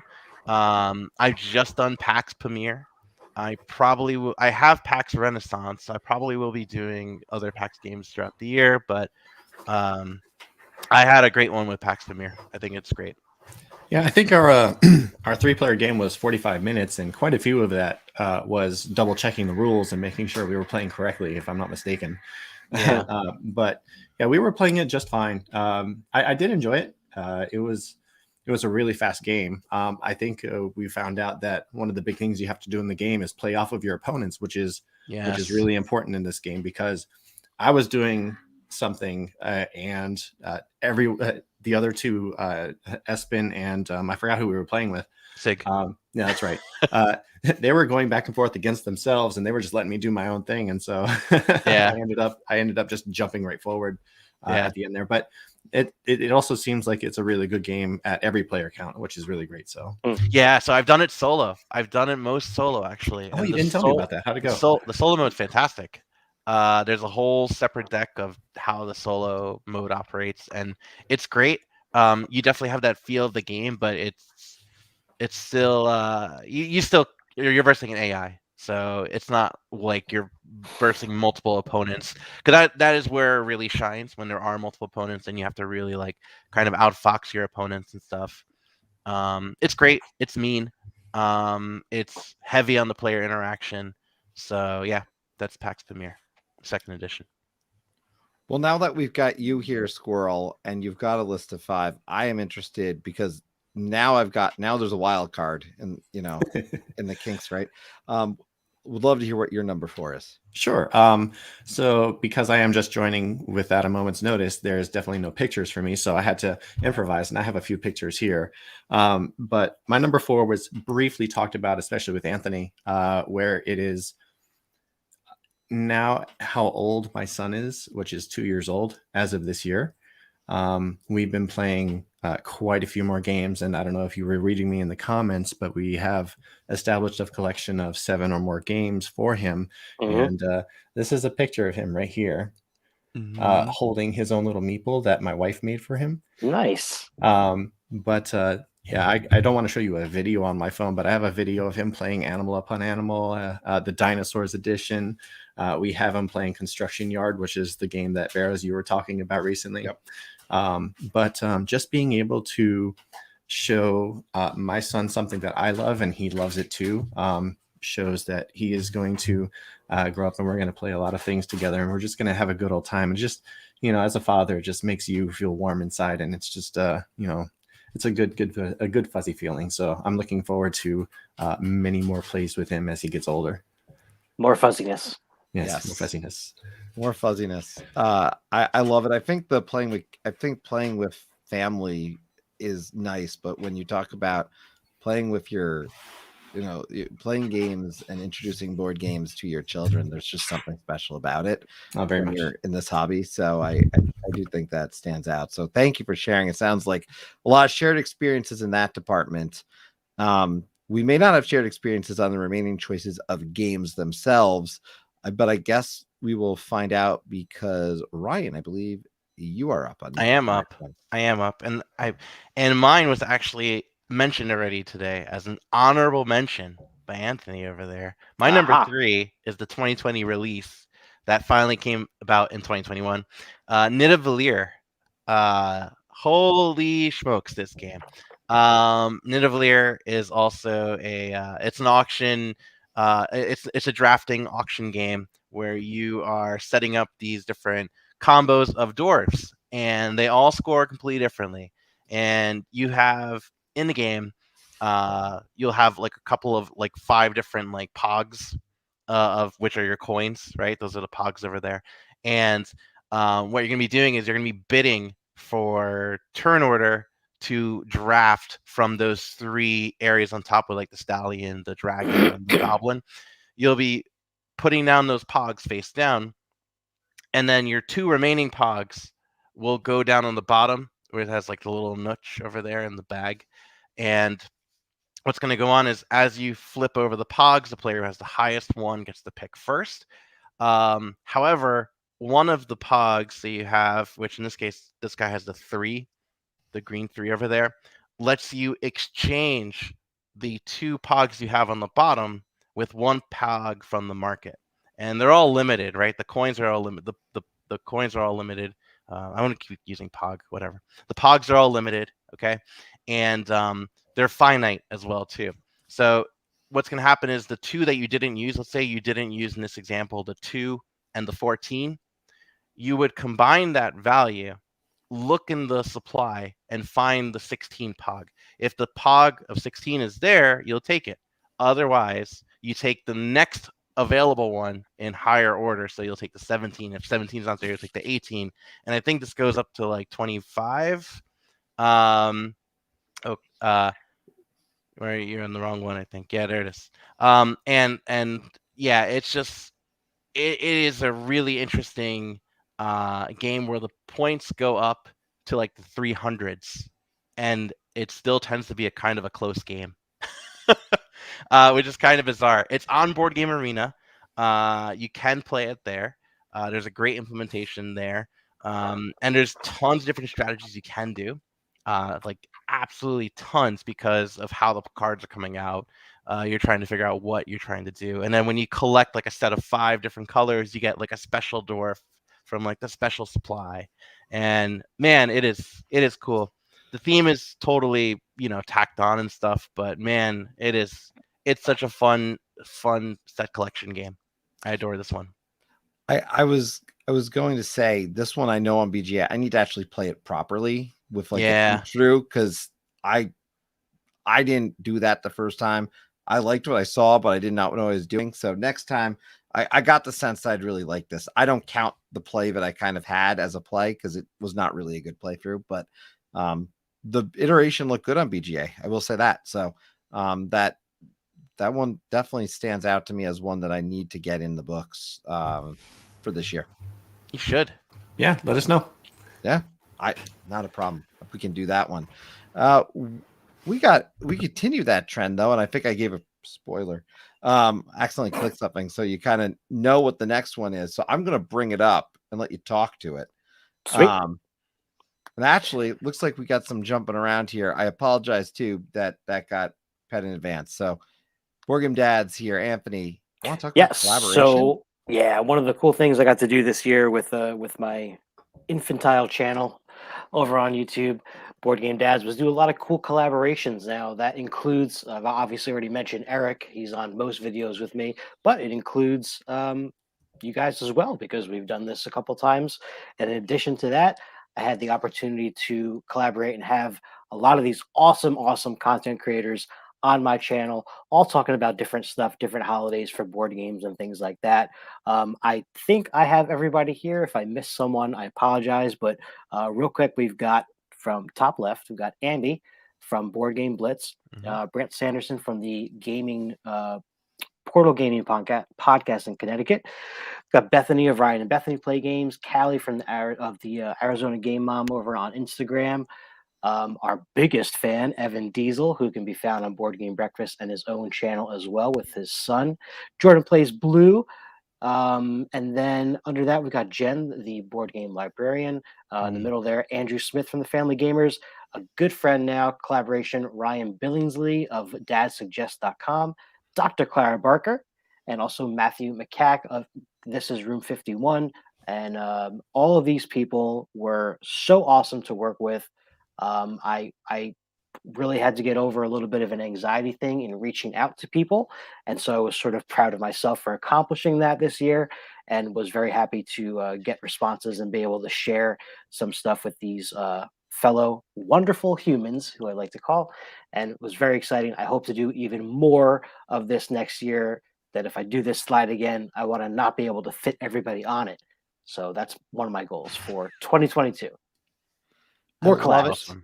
I love it. And there's a lot of great people there. Jen in particular, I loved. I got to have her on my channel talking about being like cultivating that culture in the library, bringing board games in, how to manage that and curate them. I mean, it's amazing what she's done. So some great people in there. I'd highly recommend, if you have a chance, go check out all the work that they are doing. They do some good stuff. And I will say, with that, in having her on, I know one of the games I talked to her, I believe it might not have been on channel, but off channel, was the game I'm going to mention. And it is a game that is ironically right now being borrowed by my own children's librarian. So I don't actually physically have my copy with me, but this is my number 3. And this is not going to be surprising to probably this group of people, but that's Calico. I loved Calico. I like the puzzly nature of Calico. It's tight. You do have limited space. The last turn or two, I've heard the complaints, and yes, sometimes the last turn or two can feel like you can't do anything that's worthwhile. Legitimate, I suppose. From a complaint perspective, I respect it, but I love this game. This game hit the table many times. As I described this game, will tell you the coffee incident of 2021, when somehow coffee launched from a distance as I tripped all over my parts, and I originally went out immediately, I should say, went out and bought a new game. So this has never happened. I've never spilled coffee. I wasn't even near the game, but that goes to show you how much I like it. So for me, this game was my number 3. Flat Out Games, I think, just does a great game. And this is my number 3. This is a game from 2020, so not a 2021 game, but it's definitely more recent. So, but I only discovered it this year. That's the thing. I only got Calico to the table this year, and I had not heard much of it. I don't know how I missed it in 2020, to be honest. I know even if it came out later in the year, I just missed the boat on it. So it looks like Beard Meeple, by the way, saying Calico was near the top, but it was replaced by Cascadia. We do have some top 3s. Do you guys want to see some? We'll have Squirrel go, and then I think I'll share some top 3s from some of the audience. Yeah. But let's get Squirrel out there with his number 3 before we do that. Okay. This was talked about before. And it kind of is it's a collaboration between all of us, because we were all there, and that's our charity stream that we did for Extra Life. It's not only just a great experience because we got to play 12 hours of board games with people. Some of us are just meeting for the first time in person. So for example, Anthony, I met you there. I met Jonathan, which Espen knows. And we had a great time. We played quite a few games. Like I got to teach Rurik, which is now one of my favorite games. And speaking of coffee incidents, there was a coffee incident with my Rurik game while it was being played. Quickly handled. Yeah, very much so. Yeah. We got to play Herbaceous. Floriferous. We got to play all sorts of things like the Golden Ticket game, which was just, it's not a strategic game. It's just a game of fun where at the end you just rip open some chocolate bars. But not only was the experience, as far as that's concerned, fantastic, but the fact that we were playing for charity and we raised so much. Our original goal was only $500, and I believe, what did we do, like 1,300 somewhere in there, something like that, all for this charity. And it just went beyond what we were expecting, and it was just a great thing to be a part of that. So that's my number 3. Oh, and I got some cannolis, and the cannolis were fantastic. Oh yeah. There is a shout out to the Calandras Golden Ticket game. I have to say this about the Golden Ticket game because it's been mentioned now a few times. That game, I know the strategy is get as many chocolate bars as possible and hope you got lucky, but it works in that game and it's so much fun. I enjoy that. It was one of the fun ones that we near the end, before or after Cleopatra. But Cleopatra. I'm sorry, that game. I think Golden Ticket's better in Istanbul too. I think it does. You know what? Better. It's in the same. It's got that movement around that everyone will compare it to. Yeah. But let's talk top 3s because Bearded Meeple says Maglev Metro, Merchants of Dark Road, and Furnace. Furnace, good shout out to Furnace. I did not get to play Furnace, so I can't speak to Furnace. Mrs. Coaster coming in with Horrified, Savannah Park, and though not a new game, Clank Legacy. We started ours last year. We're finishing it in like a much quicker amount of time this year. For those who have finished Clank Legacy, isn't not the greatest experience of legacy games you've ever played? Like seriously, it's the best. It would be my number 1 game of all time if it didn't have replayability. Like I just want to play the story over again. Jonathan, Unsettled, Jaws of Lion, and Aquatica. Yeah, Aquatica. I don't know what Aquatica, whatever I said the first time is. We got Liz talking about Unmatched here. Mm-hmm. I know big Unmatched fan over there. Any other ones here? She gave her updated, Coaster. Yeah, Mr. Coaster, Bonfire, Cascadia, and probably Merchants. Only played once. That's obviously Bonfire the Feld. So we got some good ones in there. Furnace, I did not play, so I just want to say I'm very excited about playing Furnace. Furnace is going to end up being a contender probably for next year based on what I know about it. It's a cube pusher, kind of like it's a Wonderful World. It's like in that same vibe, right? You take cubes, you convert them to cubes. Stuff happens. Well, I got to tell you, I'm excited to share my number 2 though. My number 2 is one that I would not have played without both Ryans on this call, and I loved it. I loved it. Yeah. Brass Birmingham. This game. Birmingham. I played this a few times this year. Certainly a game that the first teach I said I need to play that again because I know about 5 to 7 things I did wrong. So it's a game that I think requires that second play, for sure. Yeah. But more than that. More than that. But at least the second play minimum, because I started to realize like I'm learning every time I play this game. But this game is so well designed. The competition for spaces, the different way that you're trying to collect these resources and how tight the resources are at times. So this game for me was a hit. I know there's Brass Lancashire 2 versions of this, but the Birmingham version's what I did. Yeah. Now you both have the nice upgraded bits, so that made it a little bit easier to play this and like truly take it in, I think. But this game is great. I don't feel the need to own it because I know multiple persons with it. But this is a game that probably one of the heavier games that I fell in love with this year. There is a debate. Jonathan's pointing out there is a debate. I've only played one. I can't get into that debate. I'm Team Birmingham all the way. I'm one of those that I know Brass Birmingham is the better game to most people. Like strategically, there's like better things you can do in that game. However, my favorite is actually Lancashire. That's just personal preferences. I have not played either one, so I cannot We will weigh change in. that in 20. Birmingham. 22. So Brass Birmingham looks pretty scary, but it's really, really, really, really fun. It's my third favorite board game of all time. That's how much I love this game. It's amazing. You make a good point. It looks scary on the table, probably to some people. It's not. It's really straightforward what you're doing, and you know you're competing for spots, so it's tight. Yeah. But it's you can only go to certain spots based on the cards you have, anyways. So it is just very well designed. So I liked it quite a bit. That's why it's my number 2, which is high praise in a year that had so many games that did not include mini games. Like I loved Brew, and the Brew is sitting next to me. Brew didn't even make this list, and Earl, I was talking so much about Brew during the year. So you know, very different game. The comparison more being the games that didn't make the list. Yeah. That said, we're gonna pop this back up, and we're gonna go to Anthony. All right. So I mentioned the 10 by 10 challenge that was ironically my number 10. The other big challenge that we did this year, my wife and I, started off as a smaller one that has really just snowballed. So we originally decided that we were going to play a game every day from our anniversary, which was on December 30th, through Valentine's Day, which we did. And then we decided to just keep going and continue the streak. We are now 3 days away from playing one game every day, at least one game every day, for 365 days in a row. Wow.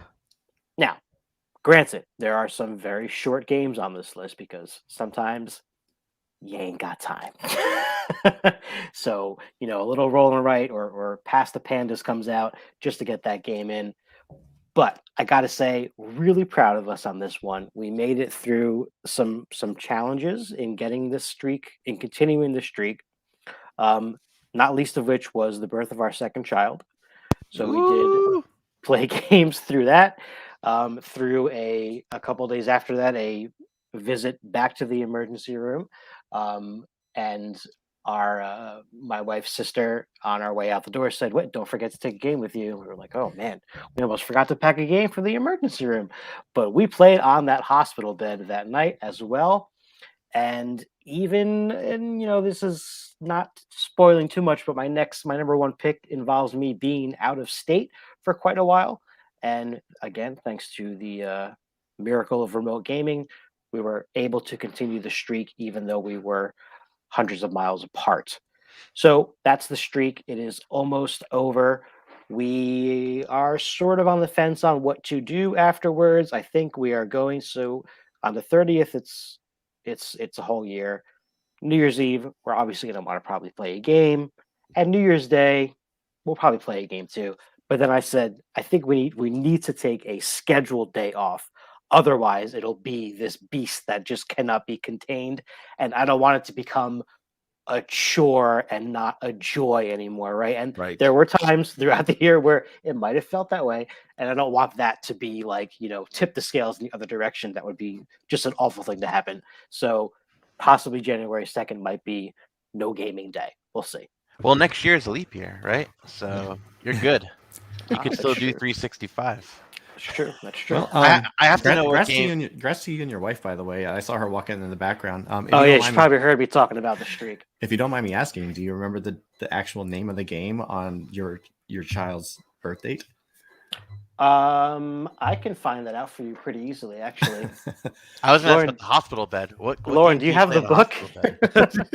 Well, you know, listen, we had a whole video about couch games, which were games that you can play basically on a couch that don't require a lot of space. I don't know, something like Quicks. Put a lot of Quicks. No, Quicks is good. So they're asking, this is live here, folks. They're asking, what game did we play in the hospital, either during the stay before Gabriella was born, or on our Quinto? Yeah, I think you're right. We brought Quinto. Yeah, it's only three dice, so it takes up a little less room than even Quicks does. I love the record book, by the way. There's a lot of comments just of impressive that you worked it in. I have more credit to her than you, but just to be fair, but the credit that you worked it in. I love that you called an audible and brought her in too. So yeah, there's that. So yeah, we were quite impressed with ourselves at some point. I'm pretty sure I won a game of Pass the Pandas while I was asleep. Uh, at one point, because then I was sick one night and just was barely moving on the couch, and then we got it in. So yeah, that's our big thing. It just was really something that we wanted to do. We committed to it together.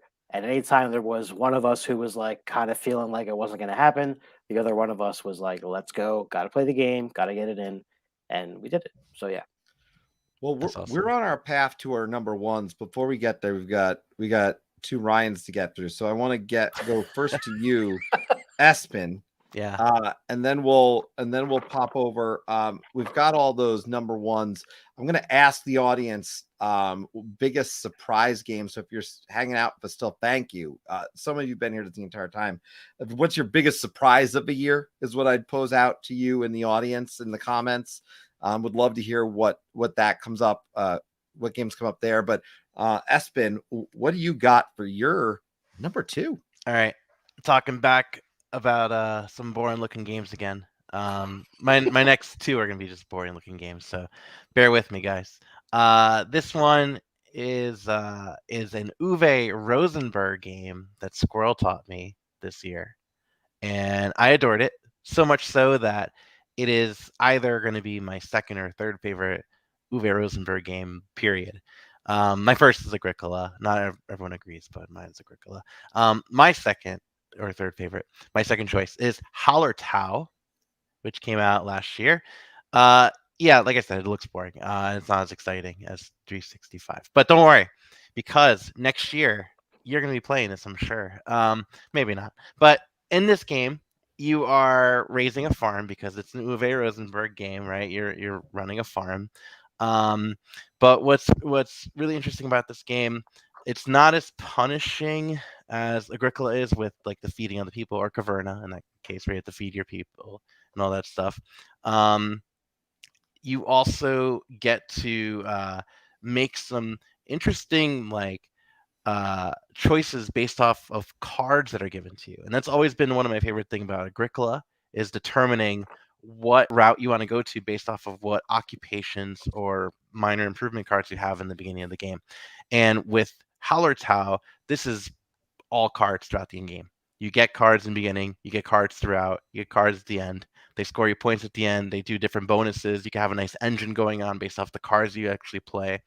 Doing all that is a lot of fun. Making those engines work, bringing out those workers and popping them out on the board. It's just like it's such a nice mechanic that this is not like, so in Agricola there's only one worker space and you could put your worker on there and boom, you're done. Whereas in this one, you put one worker on a space, you do the action, but you could go on that same space and put 2 workers. You can go in that same space, put 3 workers, and do that action. So worker placement spots get more expensive as opposed to just getting completely blocked off, which I think is a really cool mechanic, especially because it has some of the bite of Agricola without as much of the tension and the agony. But I adore that agony. I adore the agony of Agricola. I say that because I love Agricola, But Hallertau is really a treat. It's great solo as well too, because it's an Uwe, so of course it's great solo. And it's one that I am likely going to be keeping in my collection for a very, very long time. It's right over there. My finger is. Yeah. It's there for me. Yeah, it's pretty high up. Yeah, there it is. I saw it, Anthony. I saw it. Yeah. So try it out, especially if you like Uwe Rosenberg games. It's if you like Nussfjord, if you like Feast for Odin, you really should try it out. The one thing that I really absolutely love about Hallertau that is different than many other games is the fact that you can play a card anytime, like your opponent's turn, in the middle of its turn, in the middle of an action that you're doing. Just like you can just play a card, bam, and just do it. And they just explode. Those cards explode with things that they do. It's crazy. Yeah, you can somehow chain them off of each other if you get the right cards as well, which is fantastic. Yeah, I mean, a negative is like you could kind of bank on getting certain cards. Like, okay, am I gonna get this card? Can I really play towards that? Because In a it may be like, oh, well, I got this card, and turns out I already have these 7 sheep. No problem. That is the unfortunate thing about the game. But if I'm okay with it, if you're okay with it, then that's You definitely Well, shouldn't be fishing for cards, especially when there's over 200. right. And yeah, I was gonna say if there's 200 cards, fishing for cards seems like no, but what I mean is like if you could just take a card and it turns out that you just so happen to have the things that you needed for it, like, oh, no problem. It's a little, because there is 200. There's such a variety that it could kind of be swingy. So if you like a little swinginess or not, it's up to you. Well, I'm going to swing this over to Squirrel to find out what he slots in at his number 2 game/moment experience in 2021. So I'm going to go ahead and spoil it. All of these are experiences. These are not necessarily specific board games, but after this experience that I explain, is it okay if I throw out, like, quickly jump into my surprise board game of the year? Yeah. Cool. Do it. All right. And because after you do that, I'm going to make sure we got some great games suggested, noted in these surprises in the comments that I want to make sure we share too. Sure. So my number 2 is actually PAX Unplugged. This is a fantastic get together with a bunch of people. And it's not just the fact that it's just board games. It's the fact that I got to meet a lot of people that I've only met over either TTS sometimes. I've also met a gentleman named Patrick Hepner. He runs a board gaming podcast called the Level Up Board Game Podcast. And he was fantastic. I introduced him to Barrows, and they hit it off really well. But I got to play quite a few things with him. I taught him things like on Mars and viticulture, and he demonstrated that on his podcast, which was a thrill. And I'm very humble about that. But at PAX, it's just fantastic to see all these board games that I've heard about or just wanted to play. And the first look section was just always a buzz with people, especially on Saturday. And I got quite lucky to play quite a few things that I've wanted to play.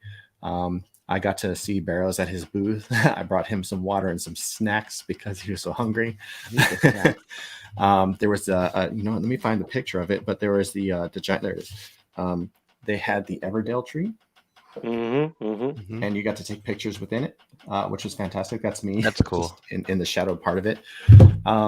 But while I was at PAX, I also managed to do a lot of trades and learn quite a few games. Some of the big ones that I wanted to mention, I played and taught Corrosion. So I played Corrosion twice. Once I learned it and I played it with Patrick Hepner, and then I taught it to this just group of gentlemen. Like, that's eventually what I want to do, is I want to be a board game teacher. So as soon as I learned the rules for Corrosion and I saw these 2 gentlemen with the looking for teacher sign that they post up, I went over there and I taught them how to play Corrosion, and they enjoyed it. One of the big games that I played over there, the number 1 game that I wanted to play, was over there, and it was called Brian Boru, the High King of Ireland. It's a trick-taking area majority game. That is definitely, I'm going to spoil this right now, by the way, and that's going to be the first game that I teach in my teaching videos. Yeah.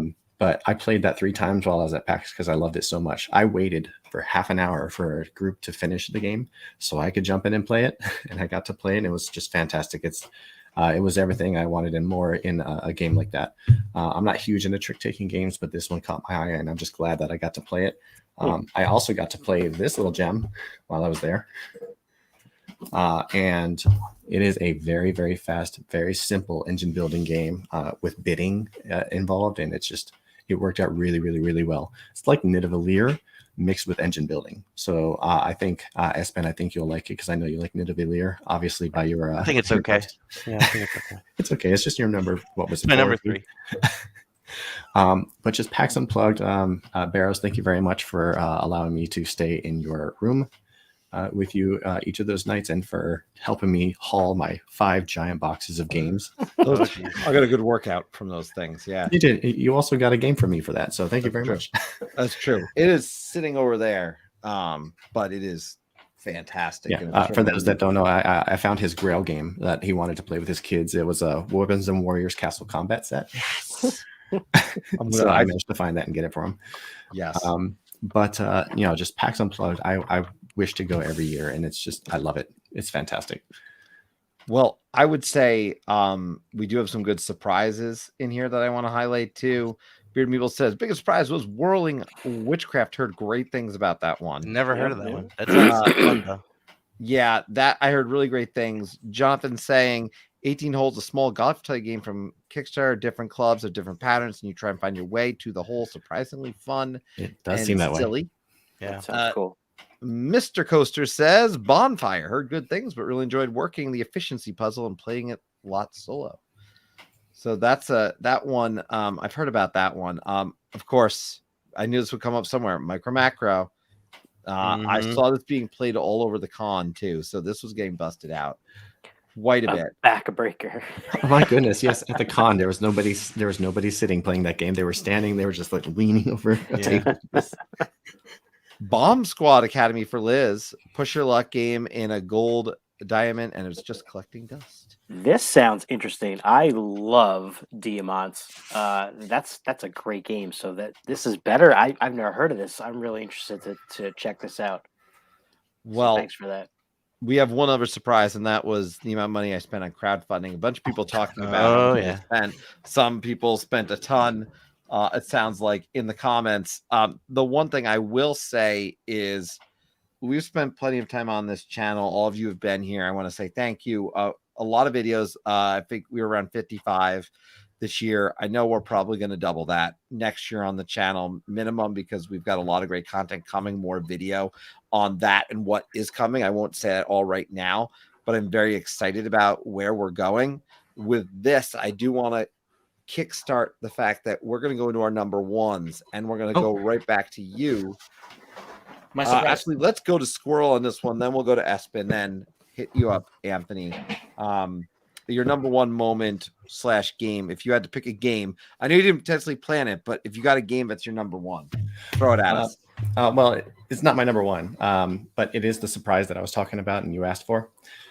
It jumped off the fact of PAX Unplugged because this game originally started in PAX Unplugged 2017, which is the very first PAX that me and my wife went to that, and we played this a little bit. We played like a 5-minute demo of it, which is enough, and we got to meet the designer, and they wanted us to back it, and we didn't at the time, and we're not going to lie, we're kind of glad we didn't because it didn't actually like fully release until this year. So this was a Kickstarter of 4 years in the making.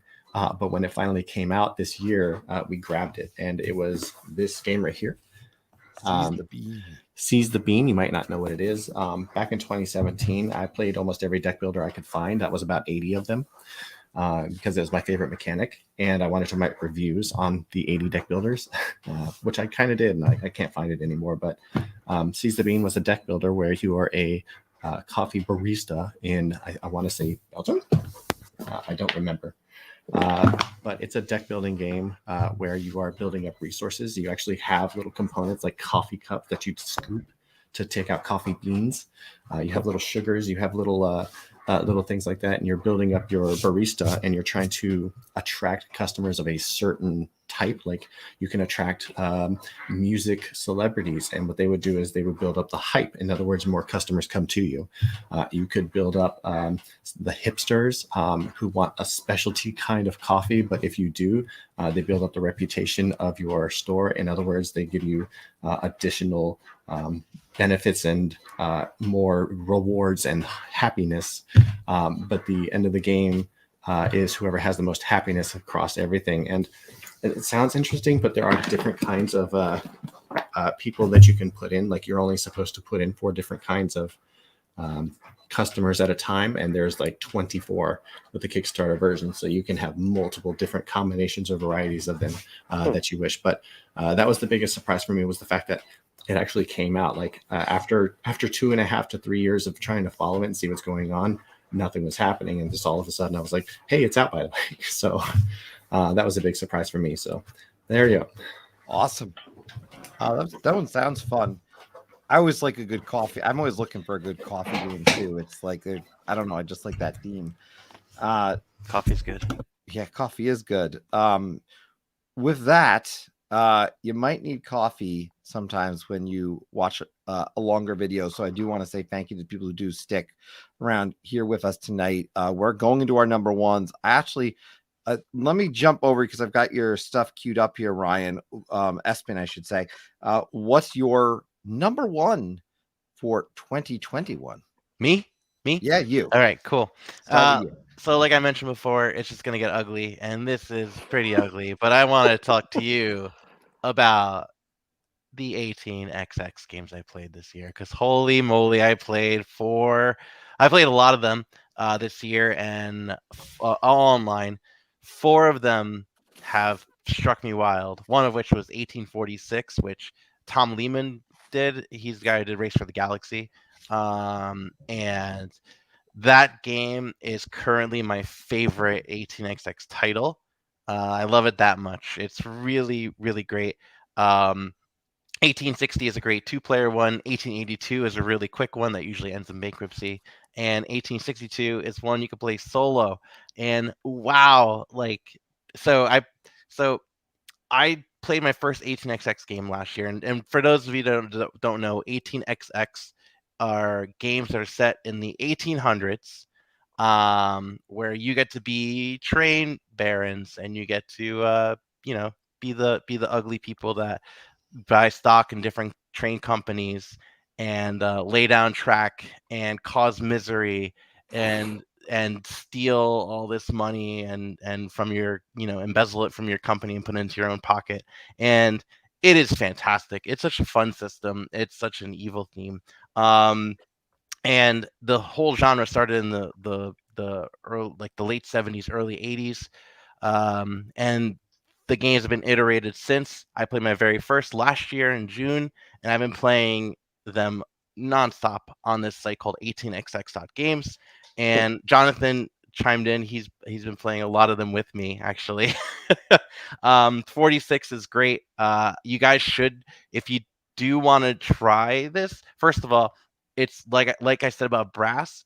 Brass looks scary, but when you jump in, it's not too bad. That's how it is, honestly, with 18xx games. But you need to know which ones to start with. So 46 is a great one to start with. It's very beginner friendly because you guys probably heard about bankruptcy, and yes, it could end in bankruptcy, and then the person with the most money wins, and obviously the bankrupt person does not win. They are a blast. I highly recommend trying them out. 18 Chesapeake's a great one too to learn. But like I said, 46 knocked out of the park for me. 60, a 2-player 18xx game, absolutely unheard of. Friggin' great. 62, so good with solo. And 82, it's so quick because it usually ends in bankruptcy and tears. And I have a whole section of my collection now of just 18xx games because, man, they're great. I love this genre so much.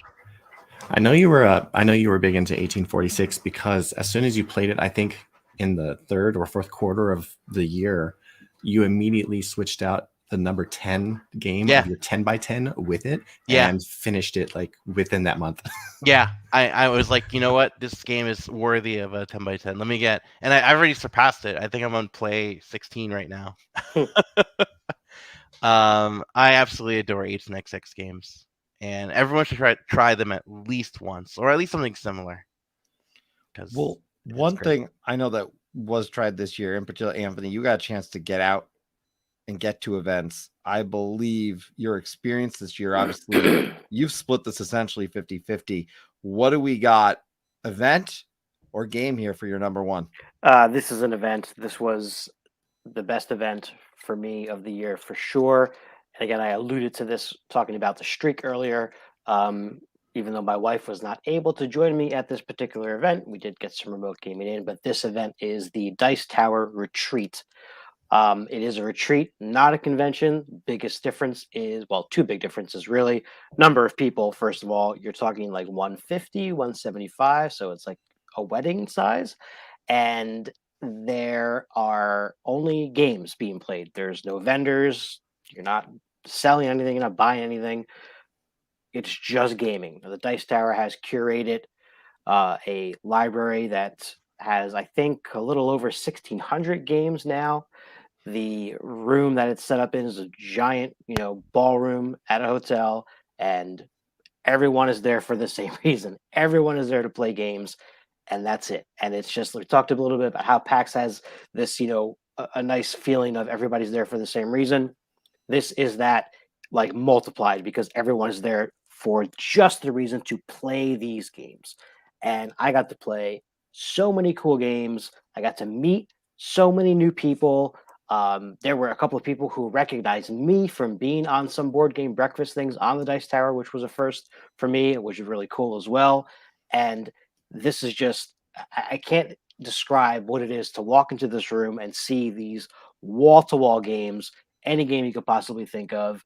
And then again, because it's such a small setting, if you want to play with people that you see on some of these, streams, like on the Dice Tower, for example, you're going to play a game with, you have a good chance of playing a game with Tom Vassell, or Z, or any of these other folks that are there, because it's such an intimate gathering. It's in Florida, so everything is pretty centralized down there. You don't have to leave the hotel if you don't want to. We got a lot of, DoorDash and stuff like that coming in.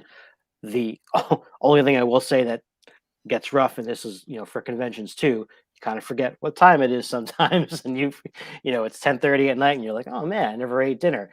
So there's that. But man, this is just nonstop gaming. It's a dream for 4 or 5 days. Another event that I highly recommend going to if you want to play games with some really cool people. I mean, it's just, you're guaranteed to have a good time here. So Dice Tower Retreat, cannot say enough good things about it. I have a video recapping that whole thing. You can check that out if you really want to learn more. But very friendly atmosphere. Similar to what PAX does, they have flags for I want a teacher, or I'm looking for players at this game. So I had a chance to teach a couple games, which is a really cool feeling as well. And because it's so small, I've been there twice now. Hopefully, going a third time, you'll recognize people each time. And for a lot of folks, it's the one time a year that they see each other, and that's really cool. So love, love, love the retreat. Definitely would want to try to keep going back as often as I can, for sure. Well, I will say this. We'll definitely drop a link to your video about that in the notes. Probably give me a day or two after this goes, so we can update with chapters and everything, which will take some time, and we'll make sure that's in there. I'm going to jump right into mine, guys. I mentioned a game earlier, and in the chat, people said, yeah, but this game, there's a slightly better one. And I agree. I played it for the first time with Squirrel, and I've played it like 3 or 4 times since, and this has become my favorite game that I've played. And it was partially really the fact that I only got to play it, and I've been itching to play it. And that is Cascadia. This, I don't think this surprises Squirrel at all, but I played this, immediately loved it. I played it a bunch of times since. My wife has come to like it quite a bit. It fits into this puzzle-y type game that I like. And the difference between this and Calico being that there's more freedom in your movement and it's not quite as tight. The end of the game still feels more meaningful. Not that Calico doesn't feel meaningful at the end, but it can go that direction. This is just, it fit exactly what I needed. And the art in the game, obviously, we're talking, illustrated by Beth Sobel, so that it's going to look great. It catches your attention on the table. Gameplay is just fun. For me, a very easy number 1 for 2021. And I know this is going to be number 1 for a lot of people, but when you think about the games I've enjoyed from Azul, Splendor, Calico, I mean, these puzzly thinking games, this fits right in. So pretty easy number 1 for me. This is going to be high on my list for a long time. And yeah, so I mean, this is also the Kickstarter version, because Squirrel was able to give me that one. Because of that, it's a little bit thicker tiles, and there's some other extra bonuses, but the gameplay itself, besides some few extra things, which you can buy the extra cards, by the way,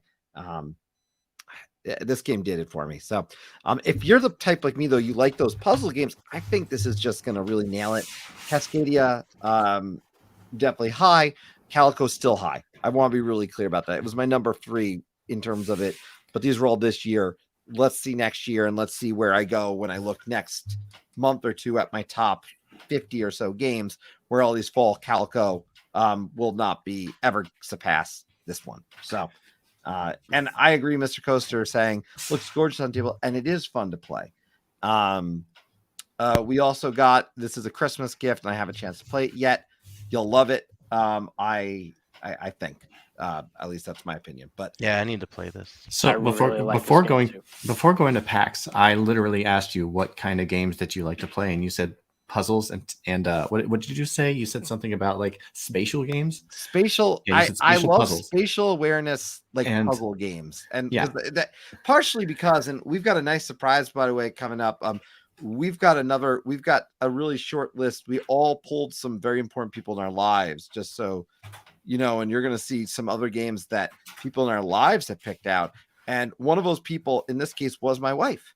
And she loves these games. She loves to play them. So it means they get to the table, which I think adds to my enthusiasm towards them, because I know they're going to get played. Mhm. You know, Battlestar Galactica, I got to play that this year, as two other people in this call were involved in that game, but that's not going to hit the table all the time. This is a game that can hit the table constantly, and that's a win. It'll be Yeah. on my 10x10 next year. Don't Yeah. worry.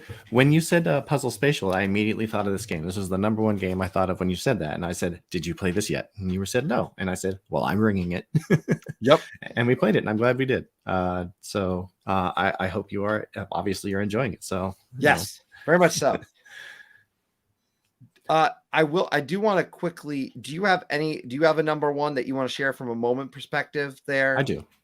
So let's give you that, and then I we're have my going to five to jump one. into our final little bit, everybody, where we asked important people in our lives, our family, to share their favorite games, and we can't wait to share what they shared, because their opinions, we've got some very different things in there, and I think it's just fun to see just how diverse gaming is and the things that we can all get to play together. And it goes back to what you talked about on your second one. So this whole thing was your top either experiences or games of the year, and this one is a combination of two. In fact, it's an experience that lasted the entire year, and much like Anthony, it had to do with 365 games. Mine wasn't necessarily one game per day, though. Mine was more of a learning kind of thing. I plan on starting a YouTube channel at the beginning of next year, which I mentioned briefly earlier. And I want to be a teacher. I want to be a board game teacher. I want to be able to teach board games to everyone. When I was at PAX, as soon as I learned a game, I only did nothing but teach it to everyone else. And I played it if, they had room for me. But that's what I want to do, is I want to teach games. However, in order to teach games, you have to know how to play them. So I set a challenge for myself this year.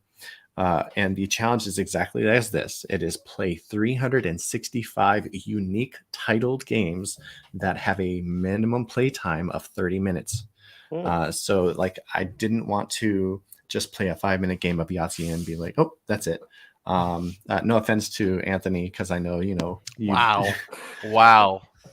No, it's a different list. It's a different list. No, It's it's very just a different. completely different challenge. But like, I didn't want to just do, like I said, a boggle or anything like that, or something along those lines. I just wanted to play in depth, really hard to like learn board games that I've either played before or haven't played before.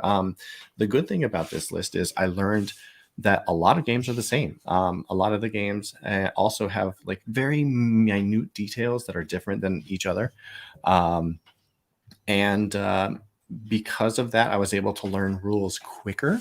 I was able to comprehend rules at a faster pace later on into this challenge of mine. By the way, I did achieve this challenge right after PAX. And I have games ranging from a game called 12 Thieves to a game called Zhangguo, which is actually over here somewhere. But the good thing about that too is my top, it used to be 100. I narrowed it down to 80 and put like little tchotchkes along the way going this way. Anyway, in my top 80, about a third of them came from new plays that I've not played but until this year. And so it's just, it was a journey that it was tough. I'm not going to lie. Some of them were duds, and some of them were absolutely fantastic. And just the the ability to play these and know what what the designers wanted, and playing the games and like being like, oh, this is a cool thing, and this one has a really really neat idea I've never seen before. I've played like 3 Mancala type games in a row, which is odd. But just that entire experience has made me feel like I can teach games better now, because of knowing how the rules are. And so the ability to complete this challenge that I've laid out for myself is my number one favorite experience of the year, mainly also because it took the entire year. So, but that's my number one. Love it. And I thank you for sharing. I think it is really interesting. And it goes back to the whole idea that there's all these different games out there, but I've always said if you learn the mechanics of certain types, it makes learning other ones easier. And that's the reason I always say start teaching your kids when they're young. They're gonna be able to pick some of this stuff up sooner, whether they want to play all of them or they just want to play on occasion. That's not what it's about. It's about that you're gonna be able to, the learning curve is gonna be that much easier. So it speaks to that. What I'm excited is family, guys, family. And in the end, we all love family. And I want to hit on this and start with you, Espen. Hey, we asked our family for our favorite games, and Of you the year. got one from each, I believe. I got some, yeah, not for every family member, but a good amount.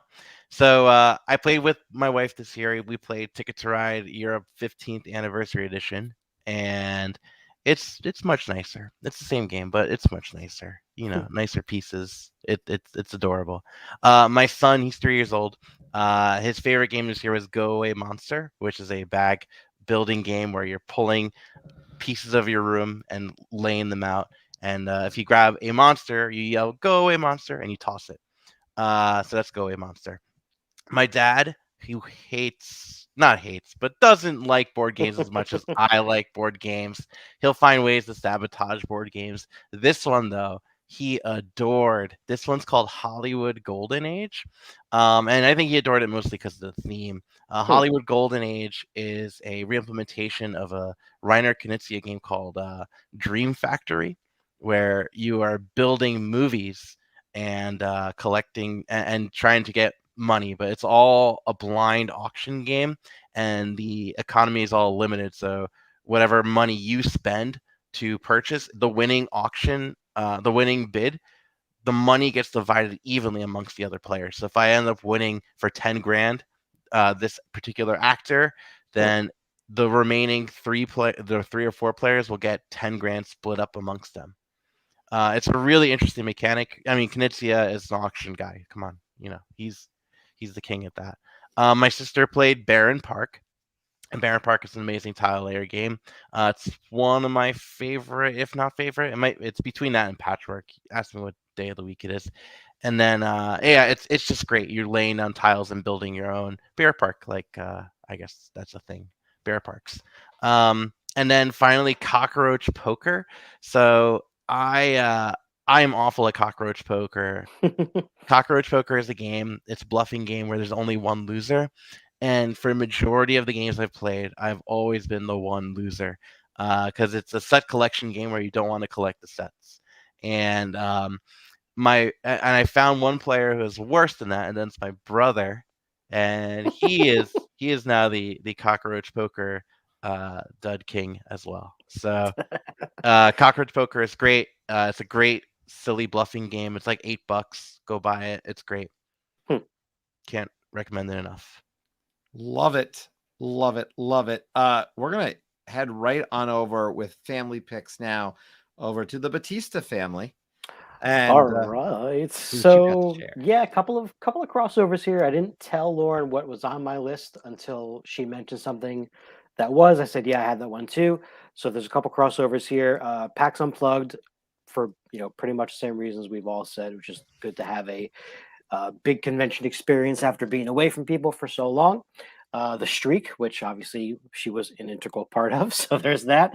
And then there's our son AJ in the top left, holding First Orchard. We did again get a lot of plays of that game, and then also Past the Pandas, which is a game that is not really super strategic at all. I kind of rag on a lot, but it did get us through some tough nights in the 365 challenge, but also AJ is now understanding the mechanics of this game and which dice you pass and which dice you put back in the box after you roll them. So I put that up there too because he really did play this with us, and because it's totally random, he has won. So there's that. And then finally in the middle there, my good friends, our good friends, Steve and Mariella, who went to PAX with us. That is them in the Everdell tree also. But basically, Lauren included the remote gaming. We, our friends, besides being quarantined when everybody was on lockdown, they don't live super close. And we were able to really get a regular weekly game night in with them remotely. Basically, every Wednesday night we would play remotely with them, and we discovered how many games we could pull off, remotely, from the simple roll and writes to some stuff that involved a little bit of setup. And it's fun to discover how you can do some of these things. And I know that Liz is all about this stuff, so she probably has an extensive list of games that do work remotely. But that was a big one for Lauren as well, because it was almost like being away from people got us to play with them more, which is great. So remote gaming here to stay, despite what's going on. So there's that. Absence makes the gaming grow fonder. There you go. Yes, that's one of the weird things is how it did force us to. I joked that I played more games last year than this year, partially because I could do more in person this year, which is the weirdest thing to say, but it ended up not a ton less. I played more or new games this year. It's a slight differential, but my family and I did play a lot of games. They're still my core gaming group when you really break it down, no matter how it works, because they're always around and we play a lot of games. And so I asked my son and I asked my wife, and I had to work my daughter in. My daughter likes Jenga and Connect Four and the Peppa Nice. Pig Shoots and Ladders game. Oh, Just nice. so everybody knows. That's what she likes. I don't need to ask her. I know. Yeah. It's what she asked me to play. But my son, Draftosaurus, loves Draftosaurus. He hits the table often. By the Vote was a new one, but he's asked to play it like 3-4 times since, it feels like. He's had a fun with it. He loves auction games, though, where you're bidding and you can try to take something. So I think that's why Rock the Vote, or not Rock the Vote, By the Vote, like really won him over. Kabuto Sumo immediately won him over. Marvel Champions, and this is where some people say, Marvel Champions, how old is he? He's 8. He's been playing Marvel Champs with me since he was 7. He learned Spider-Man, and he learned all Spider-Man's cards, and he's memorized them fairly early on. And so he could play with Spider-Man really effectively. Now he likes to play Spider-Man, and he wants to play with Venom. So he's picking individual characters. He's not going through all of them, but it's been fun. A lot of fun. And then Evolution by North Star Games, just really enjoys a lot of his science in the science subject. So Evolution has been a big one. Nice. My wife agrees with me on Cascadia. Really fell in love with that one in the limited time she's had with it. Azul Summer Pavilion. We like Azul, but Summer Pavilion really caught her eye this year. She likes a relaxing game of Parks. Quacks of Quacks is, I don't win. My son or her or a Dr. J game fan has played a game or two with us. He has not won yet either, as he tells me. And then Wingspan. She loves Wingspan, which was introduced thanks to Anthony into their house. So, but some fun games. It's great to have the family play. And I look forward to player number 4. My daughter eventually plays some even heavier games with us, but she wants to play and she plays and rolls the dice. So we had to share our family picks. These were our family picks. I have some. And I know I was about to cue you up. Ryan ran off like a jackrabbit there. So I knew he was coming back with some games. That's why we call him Jackrabbit.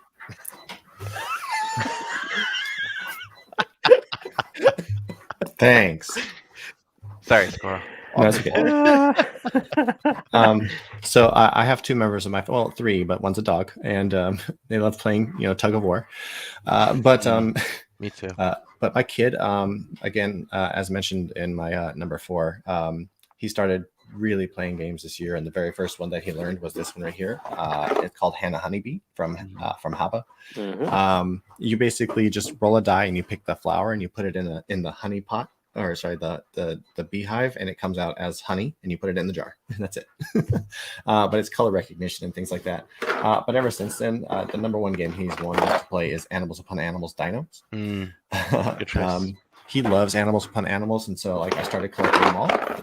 So here's Crest Climbers that has a squirrel in it. This is based on Norwegian animals.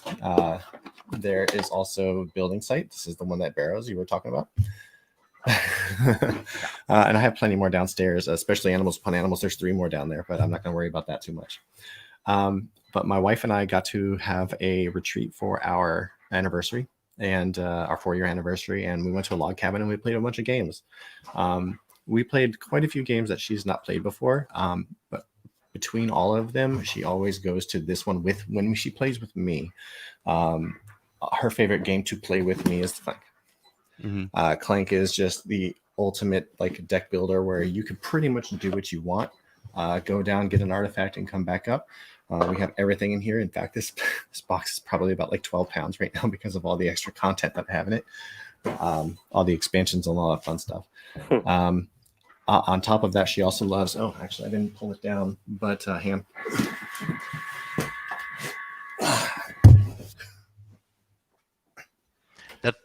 It's also a big box. That's the one I thought you were going to show. Yeah. This is Viking Gone Wild. If you can't tell, this is the ultimate collector's edition of this. So if there's a game my wife loves, I go all out for her. It's also a deck builder, but you can actually battle your opponents and raise their buildings. Her number one favorite game, though, is because of her favorite author. His name is Sir Terry Pratchett. And so there's this. Now, I'm going to brag a little bit about this one. So there's not many copies of this in the world. This is specifically the deluxe collector's edition. If this was in seal, this would be about $1,000. What? Yeah. Wow. Yeah. So we unsealed it. We dropped down its value about $400 by doing that. But Discworld is a location or a world based on the works of Sir Terry Pratchett. And she absolutely loves this. And I'm not going to lie, the gameplay in this is fantastic. It's area control and it's hidden objectives. You have a character and they win the game a certain way. By the way, I just want to show off some of these resin pieces. You know what? Yeah, they're pretty cool. I'm going to pull up these resin pieces. But the objective of the game is dependent on what character you are. And she has her favorite character in there. His name is Sam Vimes, and it's a fantastic character. But there's a lot of stuff in here where she taught me what the meaning of the cards were, because the cards had specific meanings. Like, it's okay to say on your channel, I'm sure, but there's a card in there called Wallace Sankey, and you can play it as a reaction. If an opponent tries to play something against you, you can play it. And it prevents that from happening. And the reason being is because Wallace Sankey made condoms. So you're preventing something from happening to you. But anyway, this is an absolutely fantastic game in its own right. It's by Martin Wallace, by the way. And it's one of her favorites just because of her favorite author. She has every book. And she's over there. So I had to run over there and ask her if I can take it. She has her own small collection of stuff over there. And this is one of them. So. It is a pretty fun game. Did I play it with you this year? Or is that we did year? play it this year, yeah. It was this year, right? Yeah. Mm-hmm. It goes down in value $8 every time you play it. Yeah. I super sleeved the cards. I kept everything in its own like little. You should have seen the gloves I had to wear. It's going back up, yeah. No, I'm kidding. I want to thank everybody for telling these stories. I mean, what this is about, we've been talking now 2.5 hours, and I've the stories behind these games are what matters. It's not just about, to me, a top 10 list of the best games of 2021, and those things are fine. I think there's a place and time for all these things, but for me, it was fun to hear the stories behind why do we like something, what's the meaning, and this was a lot of fun to do. I'm gonna pop on the screen just so everyone can see. Here's some of the lists from Ryan Amphy and I that we had listed. In addition, I'll add some of the other stuff into the show notes, links, some of Squirrel's picks. But I thank everyone for joining and being a part of this. If you've watched, many of you have been here most of the stream. My goodness, thank you so much. Yes, thank you. like this really means a lot. Going from where this channel started, the video that was of this style last year is I think the third most watched video. And I really was just not expecting, and not knowing where everything was going to go. Everyone on this channel right now talking has been involved with the channel, and I appreciate it. Appreciate all of you. I want to say a happy new year, and let's make 2022 great. Let's play some great games. I know myself. I know I myself can say Tabletop Express is on. If you go Tabletop Express on Board Game Arena, friend it. Happy to play games anytime. And in person when possible. Certainly always down for it. I love in-person games. I recognize some people across the globe or across country. So any final thoughts before we go? Anthony, I want to make sure I give you the mic in case there's anything else coming up on your channel, or you just have any message to the folks to make sure. I want to make sure they go over to your channel as always and see some of the great stuff that you've had with. Yes, thank you. Well, I thank you for always plugging me. I appreciate that a lot. And the final video we'll probably have up will be, and I'm glad you did this, where I was able to do experiences / games that might have just been new to me, because on my channel, Eric and I are going to do our favorite games that were published in 2021. That way it was not a repeat list. So that was awesome. So check that out. Probably after the new year, I think that one will be up. Awesome. And Ryan and Squirrel, you will be seeing plenty, as you've already mentioned. Squirrel looking to bring some teach, so be on the lookout for that. When he does, I'll make sure you have links available. And you'll be hearing more from Ryan. I don't want to say more just yet. Be on the lookout. Ryan and I are going to pop on a video probably around January 1st, January 2nd, and share some things about what's coming. I've got some fun announcements. I need Ryan to come along for those announcements with me. There's some folks even in the chat who you might see more on the channel in 2022. So a lot of good stuff coming. My thanks to everyone. Happy New Year. Have a wonderful evening. And thank you for coming aboard the Tabletop Express. Woohoo, my hair. And I still don't have a train whistle, but choo choo.